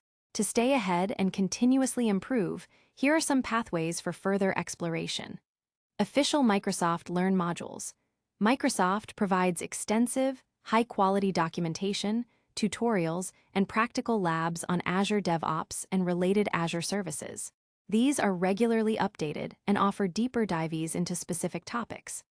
Azure DevOps documentation. The official documentation portal docs.microsoft.com/Azure/DevOps is an invaluable resource for detailed information on tasks, API references, troubleshooting guides, and best practices. Community blogs and forums. The Azure DevOps community is vibrant. Many experts and practitioners share their insights, solutions to niche problems, and innovative approaches in blogs, forums like the Microsoft Tech community, and on platforms like Stack Overflow. Open source contributions. Contributing to open source projects that use Azure DevOps or developing your own extensions, templates for the marketplace is an excellent way to deepen your understanding and contribute back to the community. Conferences and user groups. Attending virtual or in-person conferences, e.g., Microsoft Ignite, DevOps Days, and joining local user groups provides opportunities to network, learn from peers, and stay updated on the latest trends and innovations. Next steps in your DevOps journey. As you gain confidence and practical experience with the fundamentals, consider exploring more advanced topics to further optimize your processes.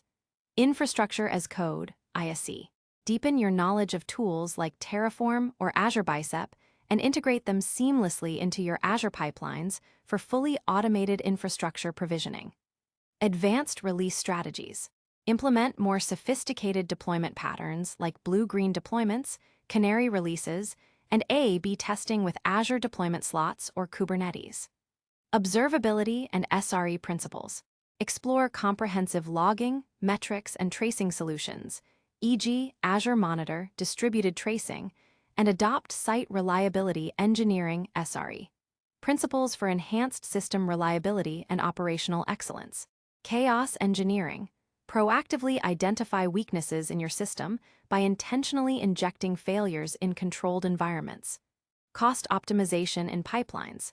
Learn strategies to optimize agent usage, pipeline runtimes, and artifact storage to manage cloud costs effectively. Microsoft Certified Azure DevOps Engineer Expert. For those looking to validate their skills and advance their career, this official certification demonstrates your proficiency in designing and implementing DevOps strategies for Azure. A final word. DevOps is more than a methodology. It's a culture of innovation, collaboration, and continuous improvement. Azure DevOps provides the robust platform to support this transformation. It empowers teams to deliver software faster, with higher quality, and with greater confidence. Embrace the principles, experiment with the tools, learn from your experiences and your failures, and never stop seeking better ways to build and deliver technology. Your journey to becoming a DevOps master is an ongoing one, filled with exciting challenges and rewarding successes. Go forth, automate, collaborate, and build amazing things.